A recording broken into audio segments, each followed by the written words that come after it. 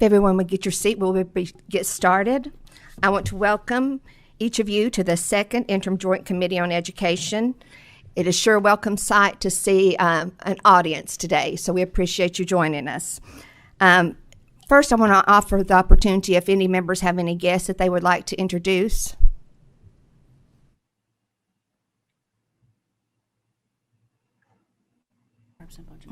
Representative Bojanowski. Yes, I'd like to welcome all the educators from JCPS who are in the room and in the overflow room. I'm glad you're here. Do you see Dawn? I don't see anything. Oh, Dawn. Yeah, Dawn. Okay. I have a guest that I'm pleased to have with us today, Dawn Perkins. Dawn stepped up during the pandemic to be a voice for the students of the Commonwealth. She created Let Them Play and Let Them Learn, and since then she has stepped further into the role of advocacy for students. She's been the guest on many forums discussing the results of the pandemic and its adverse effects on students and businesses and looking to recoup our losses. She has been educating herself across a continuum of issues and speaking up for students and informing the parents. She's a conversation starter and is willing to learn and ask questions and just be the voice for the students of the Commonwealth. So I'd like to welcome her today. Dawn, if you would stand, please. Welcome. Please give her a hand.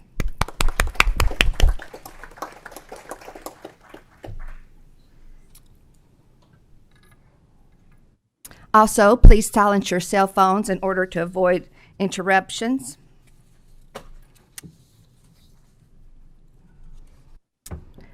Remote members, when the roll is called, please indicate if you're home or in your annex office. When you join the meeting, your microphones are automatically muted, so please remember to unmute your microphones before speaking. If you have any questions or comments during the meeting, please indicate those within the meeting chat function. A link to the meeting materials was sent to the members on July the 2nd, and the materials are available on the Education Committee page of the LRC website. And with that, I would like to ask Mariah to please call the roll. Senator Carroll. Present for my district. Senator Givens. Here in the room and present. Senator Harper Angel. Present remotely in the district. Senator Higdon. Here in person. Senator Kerr. I'm here from Lexington, Kentucky, my district, where everyone is someone, where everybody's loved for what they are, and where nobody is a stranger. Senator Meredith. Present in the room. Senator Neal. Present in the room. Senator Southworth. Here in the room. Senator Stivers. Senator Thomas. Present, out of state. Senator West. Present in district. Senator Wilson. Present in the room. Representative Baker. Remote from the district. Representative Banta. Present in the room. Representative Bojanowski. Present in the room. Representative Carney. Representative Decker. Present in the room. Representative Donahue. Yes, ma'am. Present. Representative Dossett. Representative Lewis.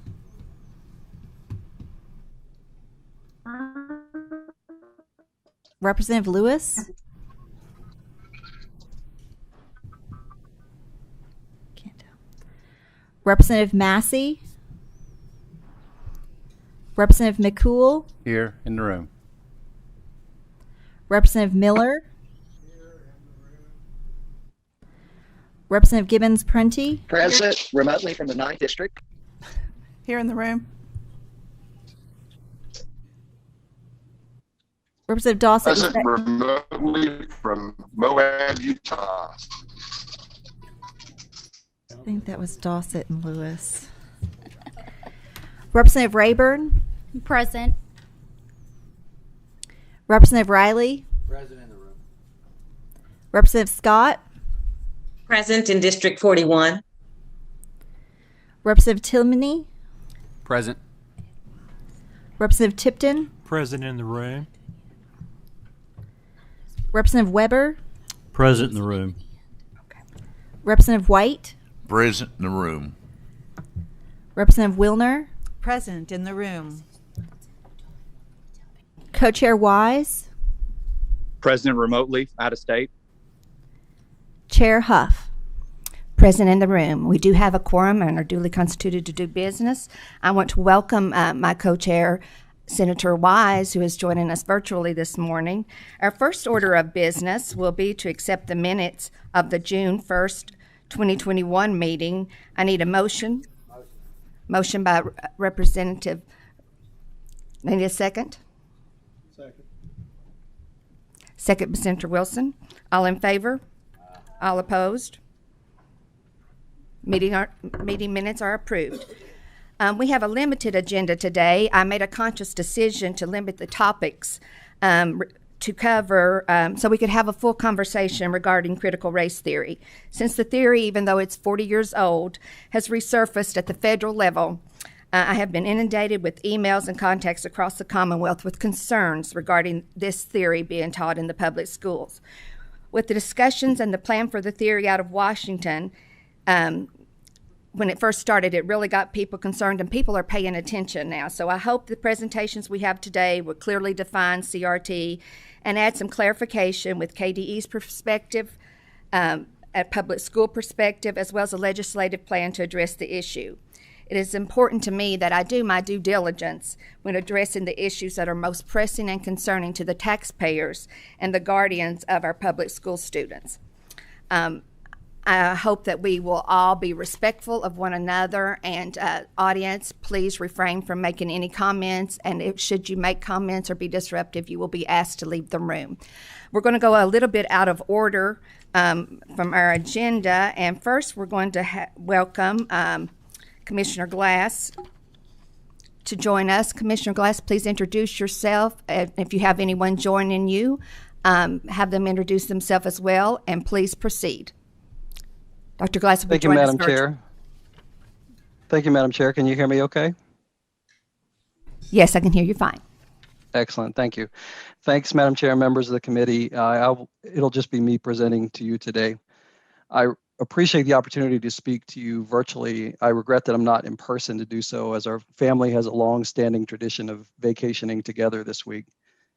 I want to begin by stating that the Kentucky Department of Education and I are not the legal defense team for critical race theory or CRT, and that if the legislature wants to have an in-depth briefing on CRT, then I'd suggest that we support you in finding a legal or academic scholar who has studied and uses the concept in some depth. While we have an understanding and familiarity with CRT and have worked to expand that knowledge on the theory in preparation for this meeting, we're not experts or users. So my goals with you today will be to provide a brief overview of CRT, advise you of its use or rather lack thereof in Kentucky's public schools, to brief you on the department's ongoing work around equity, which I'll note is different than CRT, to discuss the pre-filed bills related to CRT, their potential impact on teaching and learning in the state, and finally to offer an alternative for consideration as the legislature considers this matter. That is a lot to cover in about 13 minutes, so I'll do my best to move quickly.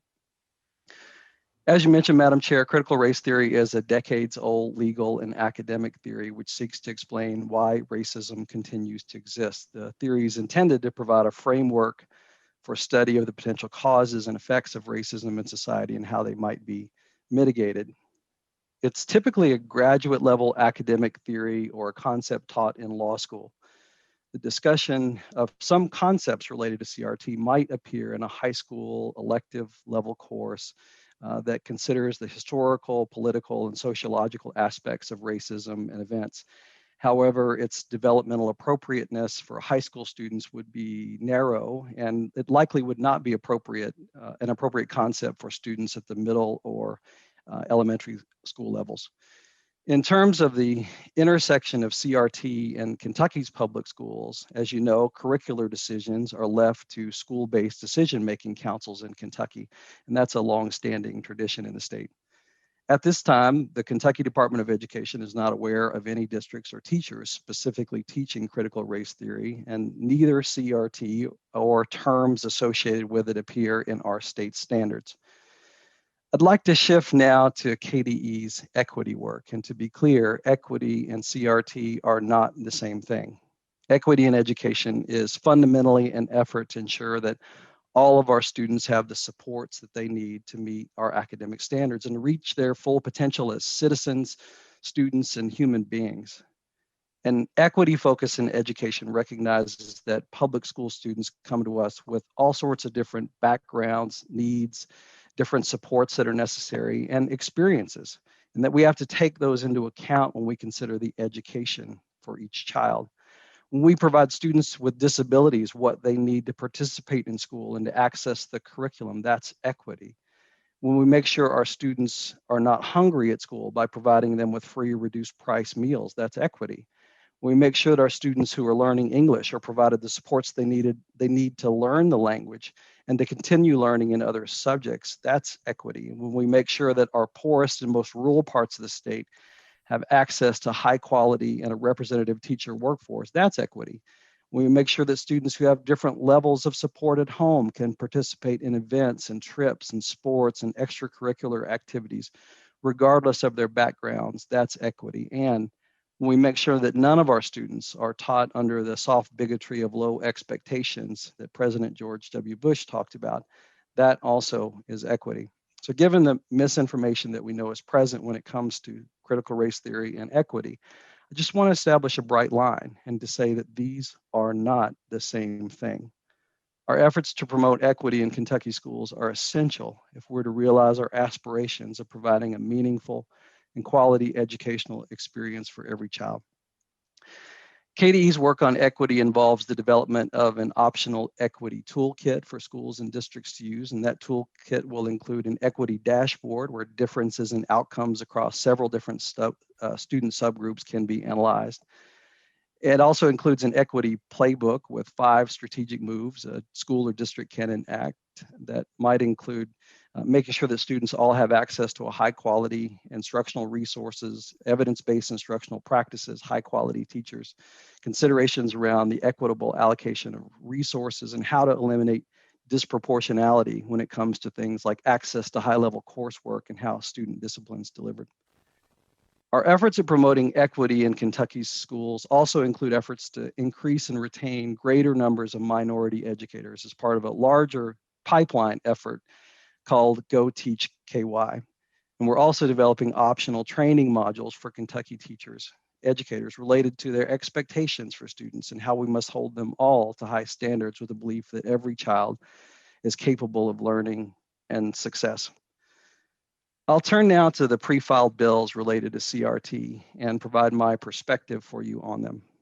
At their core, BR 60 and BR 69 are educator gag and student censorship bills that seek to define what can and cannot be taught, discussed, either formally or informally in Kentucky schools on a number of concepts related to race and sometimes other controversial matters. Notably, these censorship bills circumvent the decisions of school-based councils, which have long been entrusted to make curricular decisions in Kentucky schools in keeping with our tradition of local control. And they replace our local decision-making process with a mandate from the state legislature. One of the tests for what's offensive in these bills is not based on facts, but on feelings of, quote, discomfort, guilt, anguish, or any other form of psychological distress on account of race, sex, or religion. Such a standard will be nearly impossible to enforce and may create significant constitutional challenges that Kentucky will have to defend. The Constitution guarantees freedom of speech and allows people in the United States to express their views, regardless of what feelings of discomfort it may cause in others. It'll be difficult for us to have any meaningful discussion of history if all concepts have to be vetted on whether or not they create an uncomfortable feeling in some individual or group. BR 69 also extends this censorship to institutions of higher education, which presents another set of problems. Academic free speech on university campuses is well established and protected under previous Supreme Court rulings. And bans on teaching or discussion in both of these bills would put the accreditation of Kentucky's public colleges and universities at risk. In addition to the potential loss of accreditation, law students graduating from Kentucky's public law schools would be unprepared if they encountered elements related to critical race theory in court, and graduate students in fields such as sociology or political science would find themselves unfamiliar with the concepts as they began their professional careers. This highlights one of the problems with all censorship elements or efforts. The ideas are already out there, they're out in the open. So if these laws were to pass, limiting discussions about them only keeps Kentucky students, and in a few other states where these laws have passed, ignorant about the concepts. And notably, neither of the pre-filed bills extends to private schools or private colleges, only public. And this is relevant as the legislature has now effectively extended public funds to K-12 private schools through the tax credit system that passed last session. So students in private schools supported by tax credits would be allowed to learn about and discuss critical race theory or other concepts related to it, while these same concepts in public schools would be banned. K-12 public educators are found to have violated some element of these bills can find themselves subject to dismissal, loss of licensure, or fines for their districts. Yet no such penalties exist for higher education or private institutions. This represents yet another specific attack on Kentucky's public educators. Across this summer, our schools are struggling to find teachers in all of our fields. And we have educators who are leaving while we struggle to recruit new teachers into the profession. So I'd urge the legislature to consider how their actions may have contributed to those shortages and how this threat to Kentucky's public educators will be perceived and what impact it might have. In order to enact these proposed laws, the legislature must be prepared to violate long-standing traditions when it comes to local decision-making on curriculum in Kentucky. You also have to be prepared to violate American values when it comes to the importance of the free exchange of ideas and speech. These bills are part of a growing international class of policies called memory laws, which according to Yale history professor Tim Snyder are, quote, governmental actions designed to guide public interpretation of the past. Such measures work by mandating a mandatory view of historical events, by forbidding discussion of historical facts or interpretation, or by providing vague guidelines that lead to self-censorship. Memory laws like these are increasingly the tools of some of the most authoritarian regimes in the world. The fact that the Kentucky legislature is now considering them and has called this special meeting on them should cause us all to pause and consider our next move carefully and how history will judge all of us.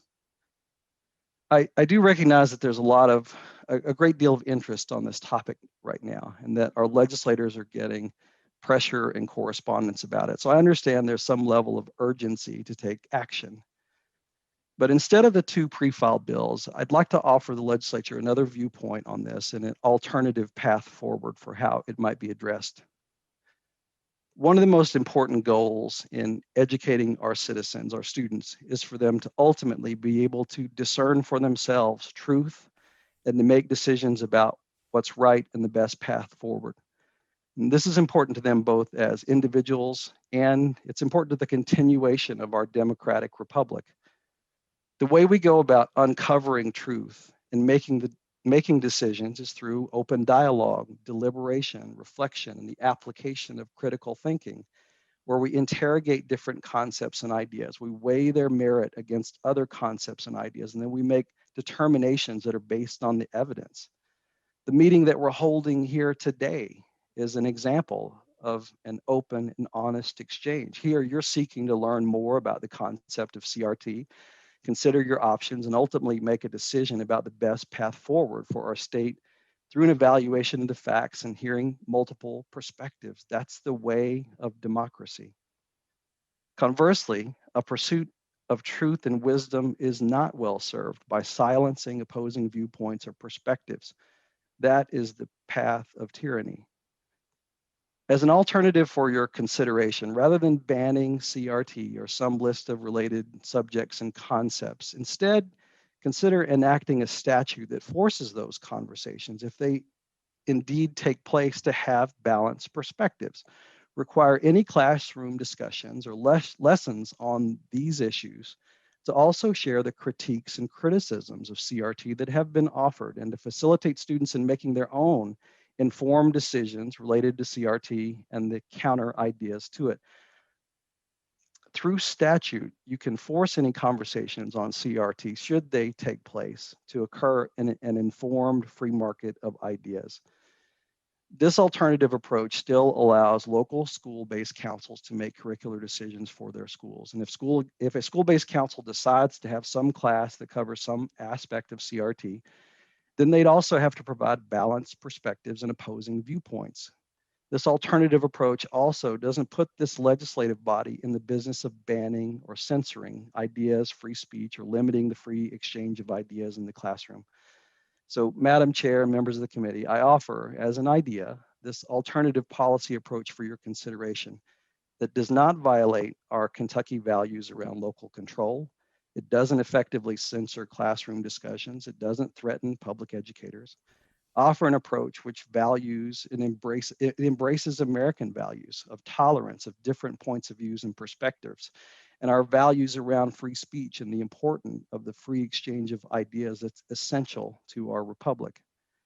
The current pre-filed bills related to CRT that are under consideration are patterned after legislation that we've already seen enacted in other states.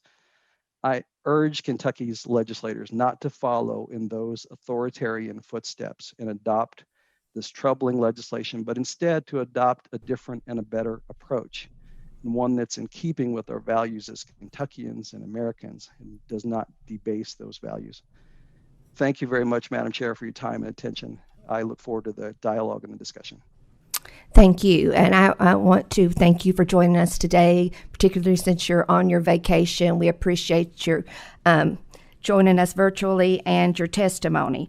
First of all, I want to ask you a question. As you know, the Biden administration conversations is what started individual states looking into this issue. And it's my understanding that the U.S. Department of Education is discussing offering grants to encourage schools to incorporate the theory. Would KDE accept or refuse those grants, should those be offered? I'm not familiar with the grant proposals. I think we'd want to see what was in them. As I mentioned before, we are not interested in advancing critical race theory, and we don't make curricular decisions for schools. We would be interested in supports around the equity work that I talked about earlier. Okay, so you're just depends on the wording, and often things are tied to funding from the federal level. So I just wanted to get your perspective on that. Thank you. We do have some questions. Representative Tipton. Thank you, Madam Chair. Commissioner Glass, I appreciate you offering your thoughts today. I think we all recognize this is a very sensitive issue that has come out, as the chair, our chairman has mentioned, from the federal level. It has become a polarizing issue, and I think it's important for us to have open, honest conversations about these.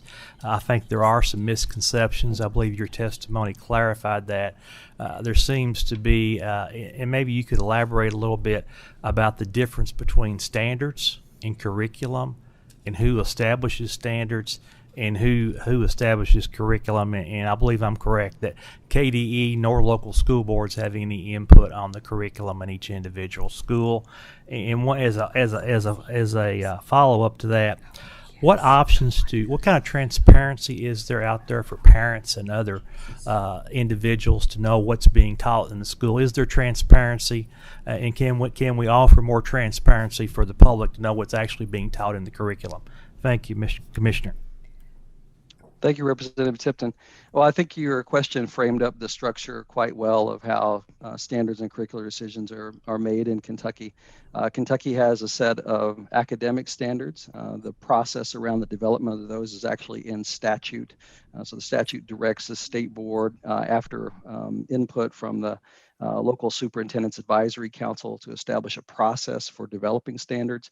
We use Kentucky teachers to establish those with supports from curricular content experts at the higher education level. We benchmark those standards against international systems and against other states to make sure that our standards are rigorous and challenging and on par with high performing systems.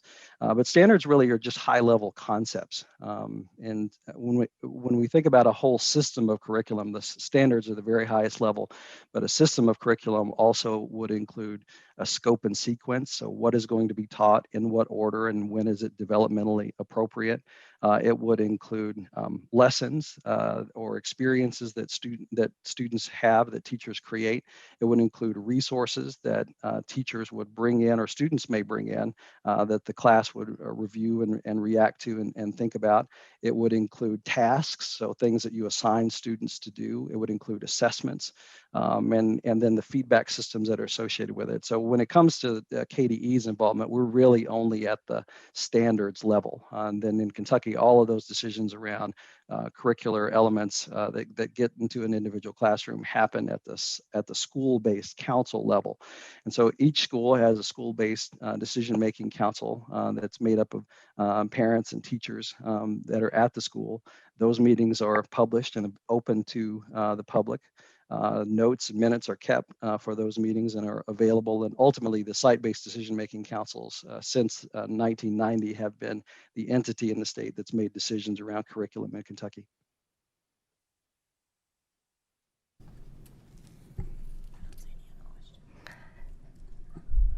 Let me see. Representative Rayburn. Yes, Commissioner, thank you for coming before the committee and speaking. I do have a couple of questions. The Courier Journal had noted, that JCPS intentionally scrubbed any mention of CRT, just a few months ago. And I'd like to note also that there was a note in the document that said, any mention of critical race theory was removed as it became increasingly controversial in political debates held around the nation.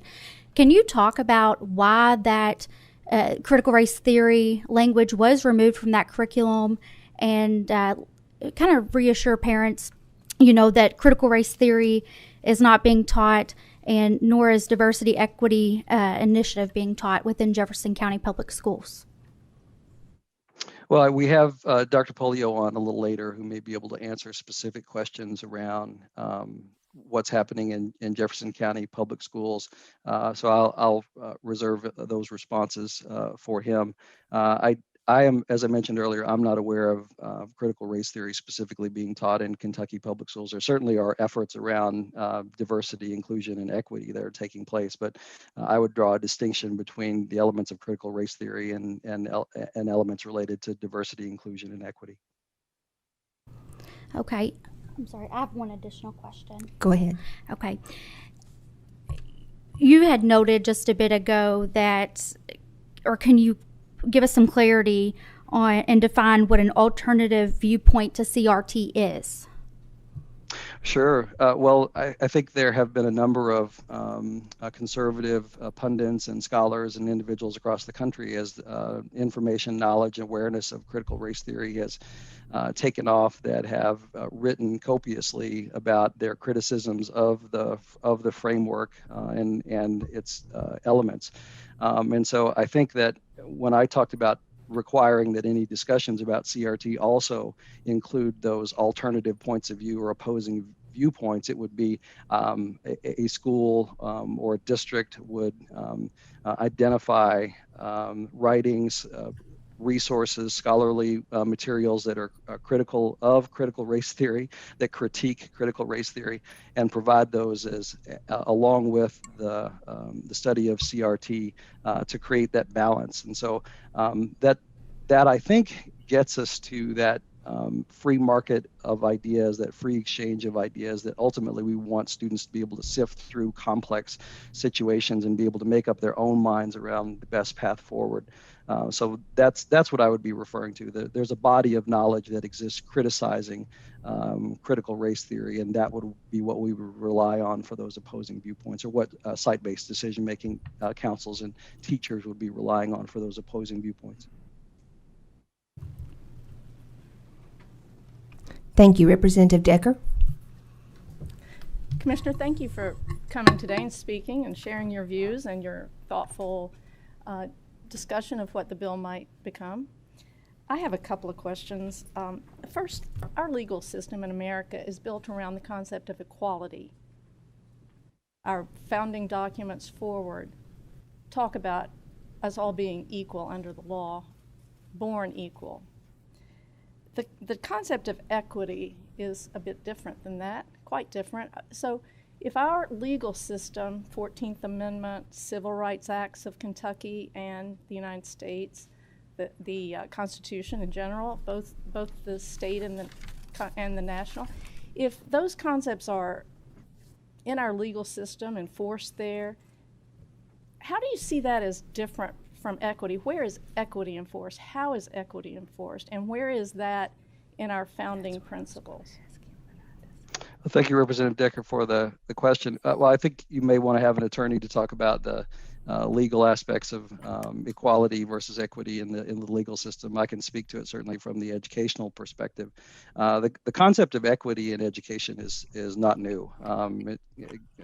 Multiple decades going back as well, and I detailed several different examples of how equity operates in educational systems, ranging from different supports for students with disabilities to free reduced lunch programs, to ways that students that are learning English can access the curriculum, to supports that we make sure that all kids have what they need to participate in extracurricular events or field trips or other experiences. So I think from an educational perspective, equity is a tool you use on the way toward equality, but you have to recognize that our students come to us in schools with all sorts of different backgrounds and experiences. Some have great supports at home and in their communities, and others have less. And so we have to take proactive action in the education system to recognize and address those differences in students so that we can lift them all toward equality. Thank you. I have a follow-up question. That's all right. Go ahead. I appreciated you saying that you don't know of this theory being taught. I have received just stacks of evidence, testimony from parents, teachers, school board members who say that they are receiving a lot of pressure to teach the theories of critical race. You say that it's not encouraged. Is it discouraged? And if you had specific instances of children being made as early as kindergarten to identify as an oppressor, what would your thought about that be? And would you as commissioner have any role to play there? Well, I think we need to evaluate those claims that have come in, and they all warrant investigation and determination of is there merit to the claims. There does exist at the federal level the opportunity for parents who feel like their students are being singled out or mistreated on the basis of their race to file a claim, and there's an investigation that takes place. So that already exists as an investigative support for any parent who feels like their child is being targeted on the basis of their race. Thank you. The components of that earlier. So I'm not sure where the pressure would be coming from in terms of pushing districts to teach it or not teach it, other than it's amplified in the dialogue that's taking place politically in the country right now. Thank you. Representative Timoney.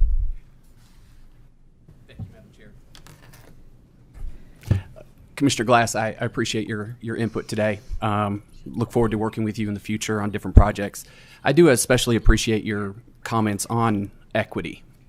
And just as a student who struggled, I would say I was probably more of your more challenging students, and members of this body probably can agree that I was not probably the easiest student to have in a classroom. However, I did have some fortunate teachers that were able to provide services for me that were outside of the regular school day to ensure that I got to the finish line approximately the same time as the rest of my classmates.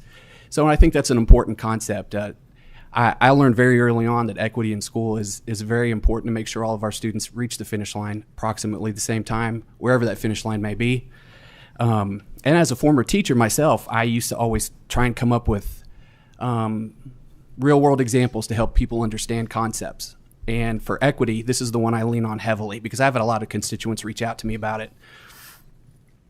If you go to the emergency room after a raucous 4th of July party and you may have had some difficulty with some fireworks and you had a hand injury and they hand you a Band-Aid, or you're in a car wreck and they hand you a Band-Aid, if you have a heart attack and they hand you a Band-Aid, that's equality.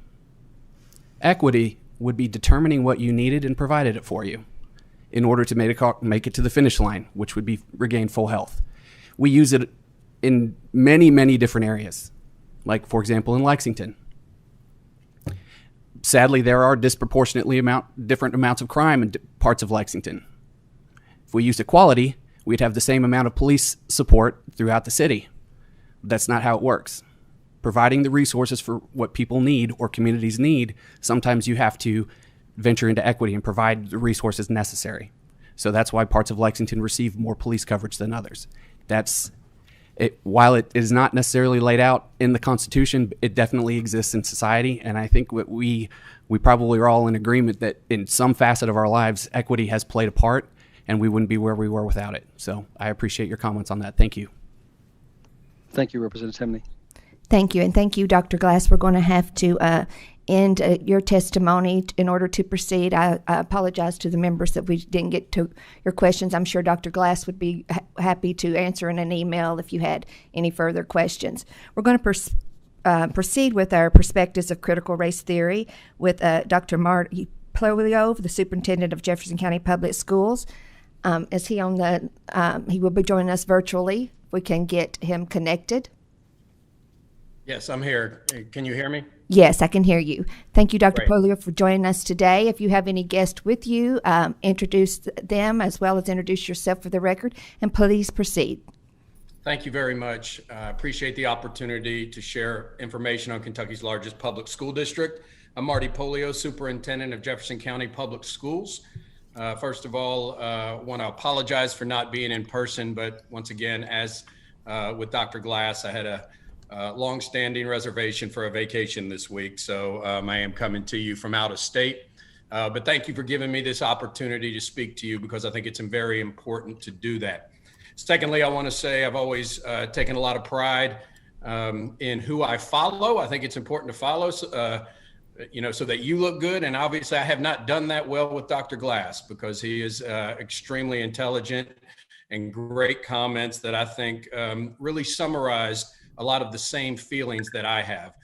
So thank you, Dr. Glass, for that. And I specifically want to say, as Dr. Glass, I'm not an expert on critical race theory. So I think if this committee wants an expert to come to really think about that again, to bring those that may know more about critical race theory than I do, and probably would encourage a more diverse panel as well. But that's maybe something the committee could think about. But what I will do is do what I did for you last September, which is provide you an overview of our work around racial equity to eliminate the achievement gap. And I want to do that again today. Now, I think one of the unfortunate things that has happened recently, we started the conversation around critical race theory, which is a very narrow theory or philosophy. And unfortunately, that umbrella has now grown to include anything that is included around racial equity. And we are even hearing things like, let's include trauma-informed care and other ways in which we support kids as a type of critical race theory. So I think we need to, as Dr. Glass said, really work here to separate out what is critical race theory and what is racial equity. And so once again, I'm not the one who can speak to critical race theory, but I can speak to the work of racial equity in JCPS and what we have done. And I want to be clear about this. I've been a JCPS educator for nearly a quarter of a century now. So there's probably some that have done it longer than I have, but I have served in positions from social studies teacher to basketball coach to athletic director, assistant principal, principal at 2 large JCPS high schools, and now superintendent. And I can tell everyone on this committee that throughout my 24-year career, starting in JCPS in 1997, walking into Shawnee High School, one thing has been consistent in each and every one of those years. And I bet there's not a week that has gone by in my entire career where we haven't worked on how we're going to reduce or eliminate the achievement gap in this district and every district across America. The achievement gap has been center to the discussion around education in the United States for decades now. And unfortunately, we have not, JCPS, other districts in the Commonwealth and all across America have made very little movement, if even have possibly gone backwards over the past 3 to 4 decades with our achievement gap. And so I've sat around a table as well with fellow superintendents from the Council of the Great City Schools, which is the top 76 districts in America based on student enrollment. And I can tell you this, we have very differing districts all across America. But the one commonality that we all shared at this table is we're trying to find solutions to achievement gaps that exist between free and reduced lunch students and non-FRL students. We're working hard to eliminate the gap between special education and non-special education students. But is focusing on the discrepancy in outcomes between Black and white students. And we have been doing that for decades. And so after many decades with billions of dollars being spent on initiatives to eliminate the achievement gap between Black and white students, along with billions of dollars in increased accountability that were targeted at reducing the achievement gap, all the way back from No Child Left Behind at the early part of my career, to Race to the Top, to the privatization measures. The achievement gap still exists as it did when I first started in education in 1995. And I told you when I visited you last September, I hope you remember I was sitting at the table in front of you last September. And I told you the answer is not one program or one initiative. It's a comprehensive look at everything we do to ensure that Black students and other students of color get the same opportunities that white students get. And I really will use that word often today, which is opportunity. And that comprehensive look includes hiring practices, facilities, access to magnet programs, access to gifted and talented, student supports, and the curriculum that is the foundation of what students learn every single day in school. And an inclusive curriculum in a district where nearly 60% of our students identify as a student of color must be focused on student belonging. So, I say this often, student belonging is central and key to my beliefs in education. Research clearly shows when a student feels a sense of belonging at their school, then it's much more likely that they will be successful. There is a large bank of research to show that. So we work intensely on increasing student belonging and that being a key to student success. And so a part of student belonging is the students seeing themselves in the curriculum as well. And that's what we have not done in this country for many, many years. And so the last time I came before this committee was in last September. And to be exact, I want to be clear, it was September 15th, 2020. This committee invited me to come share the work of racial equity in JCPS. And that's exactly what I did. And we shared it on how and focusing on student outcomes, how we're going to eliminate the achievement gap in JCPS. At that meeting on September 15th, I shared with you the details of our racial equity policy and plan. I spoke at that time of our inclusive curriculum and having to do things differently in the classroom if we wanted to achieve different outcomes for students. Obviously, this is necessary when nearly 60% of our students identify as students of color once again. At that meeting, We've been very clear about what we need to do to eliminate these achievement gaps, focusing on student outcomes. I spoke to you at that meeting about the need for more educators of color in our schools. And let's be clear, research is very clear on this, especially for Black students. Findings from both Johns Hopkins and American University found that Black students who had just one Black teacher by third grade were 13% more likely to enroll in college, and those that had two were 32% more likely to enroll in college. So that has clearly been a charge for us. For a district that is nearly 60% students of color, and we have less than 25% of our teachers are teachers of color, that was something we really have to work on. And I'm proud to report back to you, we've been very successful in this charge. We still have a long way to go, there is no doubt about it, but we now have a record number of teachers of color. There are 1,123 teachers of color, and 20% of the teachers hired for 2020, 2021 were teachers of color, which is much higher in any year than we've ever had. We also developed our Louisville Teacher Residency program recently. We graduated our first class.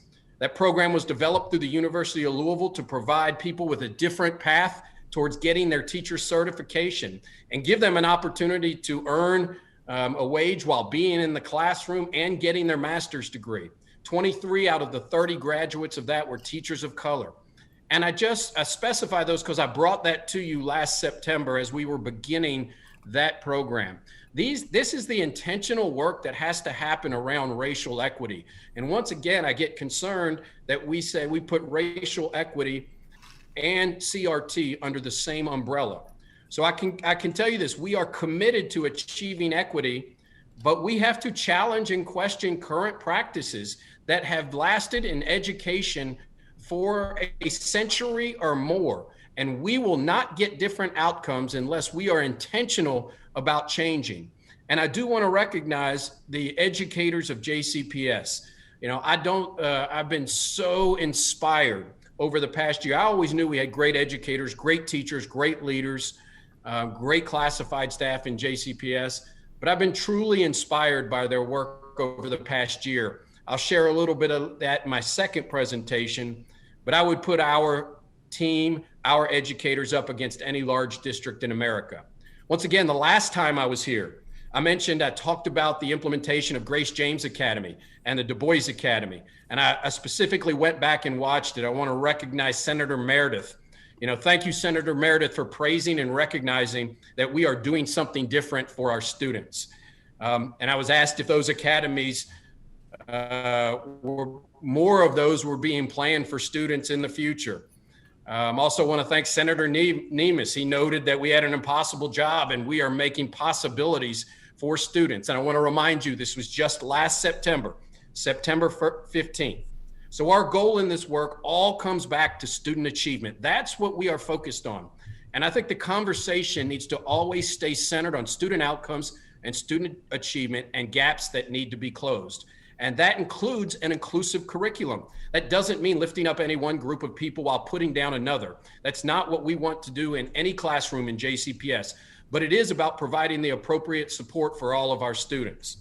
And when I came to you in September and talking about how we were addressing racial inequities in JCPS, I'm really proud. I've already provided you with some of the HR, the hiring decisions we've made and the intentional plans we have. But I really want to update you on some more positive trends in student engagement. Now, don't get me wrong, we have a long way to go in this. There is no doubt about it. I mean, we have taken a couple of steps forward and have many steps to take, and that's why we have to keep our eye on the ball in this work. But these outcomes that I will tell you about, they will provide us with increased student achievement in the years to come. So we shared information about that policy and plan. I also want to recognize Representative Lisa Wilner. She was one of the board members at JCPS who pushed for this change and obviously approved this as a JCPS board member. But I want to share with you some of the successes that a focus on racial equity is having. And once again, it's all about student opportunities and student belongings. These trends will produce positive outcomes. So since 2018, when we look back at our numbers of students identified as gifted and talented who were students of color, It was embarrassing to look at how we identified our gifted and talented and how few students of color we have. Now imagine how important that is for student success as we move forward. At a very early age, kindergarten through third grade, a student is identified and gifted and talented, and not putting barriers in the way, removing those barriers and truly finding those students who identify as gifted and talented. So since 2018, we have increased the amounts of students of color who are identified as gifted and talented by over 1,600 students. At the same time, we increased the overall number of students identified as gifted and talented. So this shows that us having an intentional focus on equity for our Black students does not mean we are reducing the number of white students who are identified as gifted and talented. We can support all students in this work, but we have to have a focus on racial equity. We've also seen a major increase in the number of students of color enrolled in higher level courses, those high school courses that give a student a qualifying grade for college credit. And the number of students who receive that qualifying grade in those courses has nearly doubled as well. Also, the number of Black students enrolled in dual credit classes with colleges or universities also has nearly doubled since between 2018-19 and today.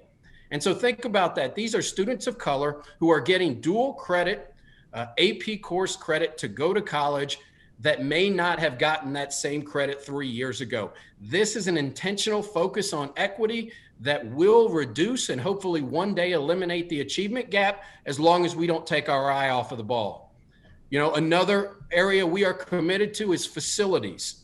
And quite candidly, as I probably told you last September, I've been embarrassed with our facilities overall. So I don't want to say it's not all facilities in JCPS, every neighborhood in JCPS, but those specifically in our neighborhoods of color and our high poverty neighborhoods have not been addressed in decades. And so first of all, we've corrected the egregious error of having a condemned third floor at the Academy of Shawnee. Since the early 80s, I mean, they had a condemned floor at a school in West Louisville, a high school in West Louisville, for nearly 40 years. The district made a decision, instead of fixing a condemned floor, let's just close it down. What signal does that say to our students in our highest need communities? But not anymore. And we are shortly, within the next 4 to 5 weeks, we'll be breaking ground on a brand new school in West Louisville for the first time in 2 decades. So as a result of our commitment to eliminating the achievement gap, nearly 36% of all capital project dollars over the past 5 years up to 2022 have been committed to District 1, which is predominantly West Louisville. So we have intentionally focused on investing in West Louisville and our other high needs communities that have been neglected by JCPS for decades. That is truly a focus on racial equity that will make a difference in outcomes for students. So once again, I'll say opportunities and outcomes. And I will say this again, we are committed to achieving equity by challenging and questioning all of our practices and changing where necessary. That's the work that has to be done in every district in America to eliminate that achievement gap and not just give lip service to it. I want to commend Dr. Glass and the Kentucky Board of Education for supporting this work as well, because I think the elimination of the achievement gap and giving all students equitable opportunities, that is something we must do. It is not just an initiative or a program. We must do that if we are going to get equitable outcomes for students. So our racial equity policy calls for definitely culturally responsive instruction and address systems and practices that have marginalized students of color, but really making sure that we are inclusive in our curriculum so all students see themselves in that curriculum. And finally, as I finish up, I do want to take a moment to share a quote that really moved me late last week. And I think it reflects the sentiment of educators across the country. Once again, I bring up the Council of the Great City Schools, the top 76 school districts by enrollment across America, of which JCPS is one of those. Their outgoing executive director, Michael Casserly, sent out a press release for the 76 districts. And it truly moved me. And I would like to share Mr. Casserly's words with the committee. He said, "If our history makes some people uncomfortable, then so be it. if people need to be reminded that everyone was born equal and that no one is superior to anyone else, then let's remind them. If some people are surprised to learn that our culture and institutions, including our schools, have advantaged some and disadvantaged others, then it's about time. This is not an unfortunate byproduct. This is the purpose of education. And he went on to say, education by definition should equip us with all the facts and all the information we need to form our own opinions and have our students form their own opinions and perspectives. So we want to give our students every opportunity to change the trajectory of their lives. As I said, I've been in this district for 24 years. I've seen JCPS miracles happen on a daily basis, but I've also seen way too many students end up not being successful. And that breaks my heart each and every time I see that. But I do believe we've made significant progress in the terms of racial equity and reducing the achievement gap in JCPS. I believe we've made progress since our meeting in September when we talked to you, even during COVID-19. We have a laser-like focus on improving all student outcomes in JCPS, but we must accelerate those students that are the farthest behind. I want to say that again. We must improve outcomes for all students in JCPS, but we must accelerate the learning for students that are farthest behind. And I will say this to this committee. I believe with the support of the Kentucky Department of Education and the Kentucky Board of Education, I think we have the opportunity to be true leaders in this work of eliminating the achievement gap in Jefferson County and the Commonwealth of Kentucky if we keep our eye on the ball. Thank you. Thank you, Dr. Polio, for joining us today. I'm especially grateful to you for being here since you're interrupting your vacation to do so. And we aren't needing an expert on CRT today. We want to address JCPS and the curriculum there so you can provide us with the information if CRT is within the curriculum. And it's my understanding that you had said that you had scrubbed the theory from the curriculum. There is still a Developing Black Historical Consciousness class that has the mention of CRT. Will that be removed, or is that going to continue to be within that elective choice study? So once again, I want to say, as Dr. Glass said, first of all, there was nothing we were trying to hide as we left the notes in there so that everyone could see the notes about any changes we made to the curriculum. First of all, we don't set curriculum. Any guiding documents we provide to schools are exactly that. They are guiding documents for the teachers to look at what the standards are, to have those standards deconstructed and give recommended ways in which they can implement those in that class. So developing Black historical consciousness is an elective in JCPS. We have students who are very motivated and inspired by the opportunity to take an elective, which I want to say, that is a student that and their family are electing to take that class. That is not a class for all students. And so, yes, those recommended guiding documents when they were developed did include references to CRT, as you have said. But I think that Black historical consciousness class was really developed for students to look at ways in which these inequities, especially around outcomes across America in many different ways, but especially in education, have happened over the past few years. But we did not want CRT to be something that takes our eye off of the ball on racial equity. So it was removed at that time and remains removed from the curriculum. Thank you. And excuse me, just as you said, to clarify, you do not set the curriculum. So if a site-based decision council decides to place a CRT within the curriculum of a school and votes to do so, will then your statement be voided for that particular school? Well, once again, you are correct that a school SBDM has the right to set curriculum. We can give guidance to that school. And so we have to question, is it also legal for a school board to say, you can't teach CRT?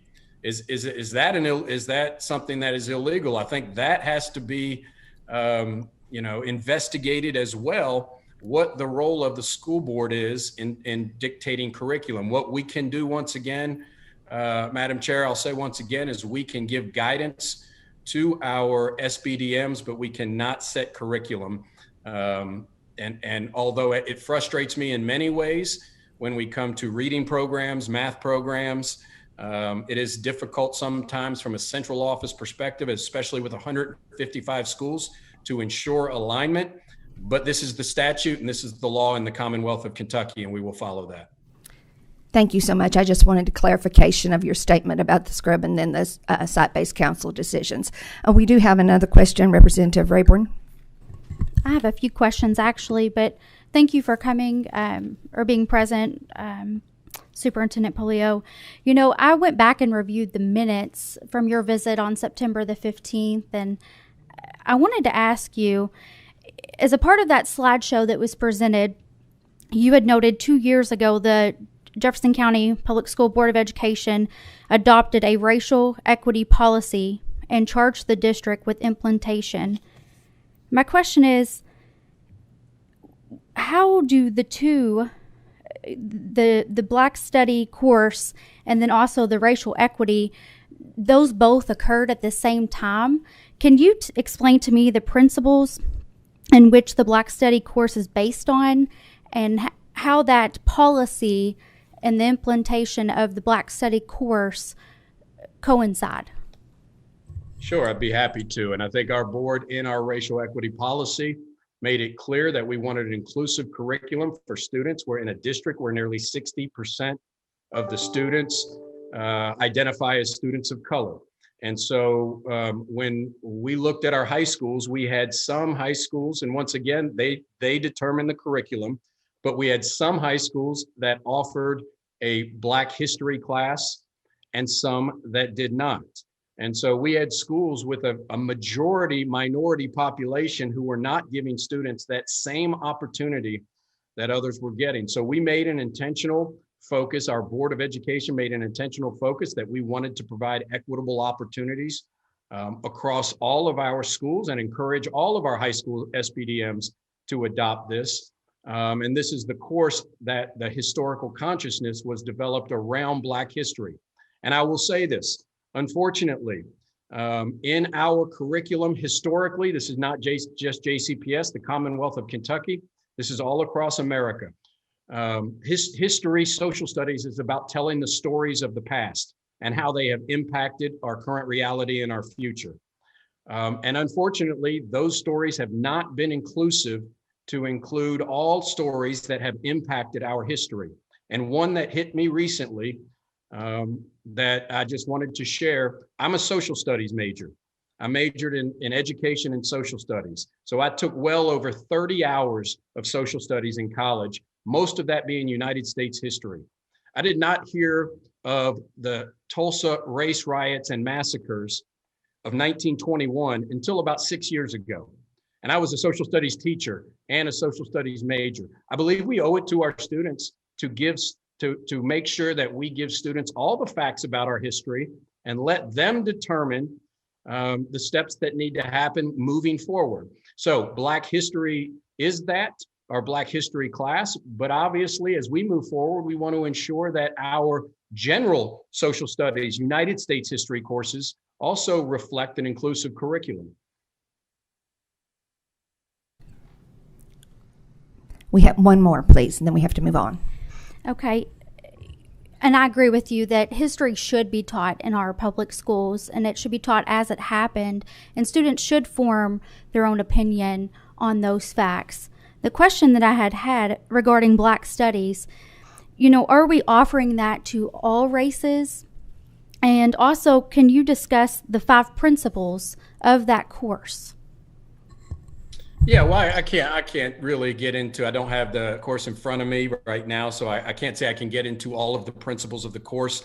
You know, we have hundreds and hundreds of courses that we provide guidance on. So I can't specifically, I'd be happy to give you more information about that as we move forward. I will say this, that course is open to all students in our district, and there are many students of many colors who take that course. And I also look forward to my daughter taking that course as a JCPS student when she becomes a junior or a senior. Thank you. Senator Higdon. Thank you, Madam Chair. Thank you, Dr. Polio, for being with us today. Just a quick question about site-based decision-making councils and the that they're in charge of curriculum. Is that unique to Kentucky, or is that standard procedure across the country? I can't say exactly, Senator Higdon. I wish I could have, and Dr. Glass may know a little bit more about the national perspective. I believe from everything that I have talked with anecdotally with fellow superintendents across the nation, that is a Commonwealth of Kentucky statute or something that happens here, but may not happen in many other states. But I can't comment on how many others have a similar statute. Thank you. I appreciate it. Seeing no further questions, thank you, Dr. I'm sorry. Yes. I wanted to thank you for coming today, or for appearing today, Superintendent Polio, and I wanted to congratulate you on your focus of focusing on the achievement gaps in your schools. And I particularly wanted to thank you for your assurance that that focus does not stop or decrease the focus on all students' achievement. That is a very important matter to create equal opportunity under the law. I have a question though. Are we talking about different things here? Is your focus on student achievement different than the focus on whether CRT should be taught in our schools? Do you see it as the same conversation? For example, in your Black Studies class, do you fear the prohibition of CRT? Are we talking about different things here?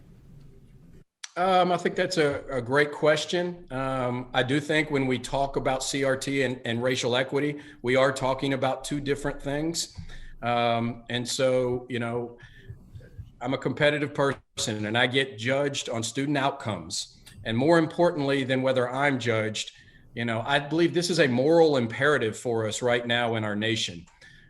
We have too large of an achievement gap that is not decreasing, that is causing students to not be successful once they leave our buildings all across America. And so I say it often, I believe it's a moral imperative that we make sure that we provide equitable opportunities for all of our students, specifically those that are farthest behind. And unfortunately, right now, we have a significant achievement gap between Black and white students. And so I do think they're two different things, but a part of that also is making sure that we provide an inclusive curriculum where students see themselves in social studies, in language arts, the books that they may be offered to read in classes, that they have an opportunity for that inclusive. That's a part of this work as well. So I don't want to say curriculum is not a part of the work, but I also want to say this, and I think it's important for us all to think about this, and I think about this often. In nearly every city in America right now, there is a significant achievement gap between Black and white students. And much of that gap is things that happen outside of the school walls we can't control. But I think we also have to look internally and say, why do we have a gap in nearly every single school district in America? And we have to say that, yes, there are things outside, but I believe there are inequities in our structures and systems within our schools that have to be broken down. And a perfect example of that is identification of gifted and talented. If we just go by the traditional take the test, and that's it. If you get a score, you're admitted to gifted and talented. If you don't, you don't. If we did, which JCPS did for years. And what that led to was inequities, lack of students being given the opportunity for the gifted and talented curriculum. We are changing that now. So it is important for us in racial equity to look at all of those structures. But to come back around, I think, once again, I'm not an expert on CRT, but CRT and racial equity, I believe, are two different things. Thank you. Senator Meredith, and this will be our last question. Thank you, Madam Chair, and thank you, Dr. Polio, for your presentation today, and I appreciate you taking the time for your vacation to do this, and you always do a great job.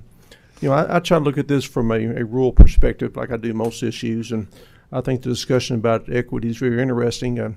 I think there's an inequity between urban and rural in not just education, but healthcare and employment and a lot of different areas. So this is something I'm going to be continue to watch closely. But the folks in my district, and we have a very small minority population. I don't think they have a problem with the issue of equity. I don't think they have the problem of teaching Black history. Like you, I wasn't aware of the Tulsa riots until I did a little bit more research into it, and certainly that's something that we should bring to everyone's attention. But I think where the people in my district struggle is the interpretation of history. I read an editorial in the Curricular Journal a week or so ago where a professor said that the Emancipation Proclamation was nothing more than a political ruse. I think it's those kind of statements that concern people in my district. It's not the teaching of history, it's interpretation of history, and in particular doing so through a subjective lens.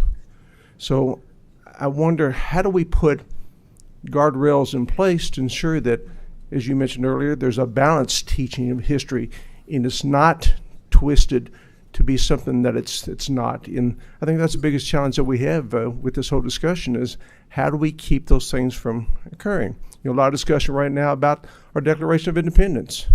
The real motivation for that has been suggesting that it was because we wanted to perpetuate slavery. I don't think that was it. If anybody's truly a history of American history, that's not the case. You got 56 signers who pledged their lives for the independence of this nation. So again, how do you take these, and I know they're probably rare instances, but they exist, we know they do. How do we put safeguards in place to ensure that students are not indoctrinated into a history that's not factual?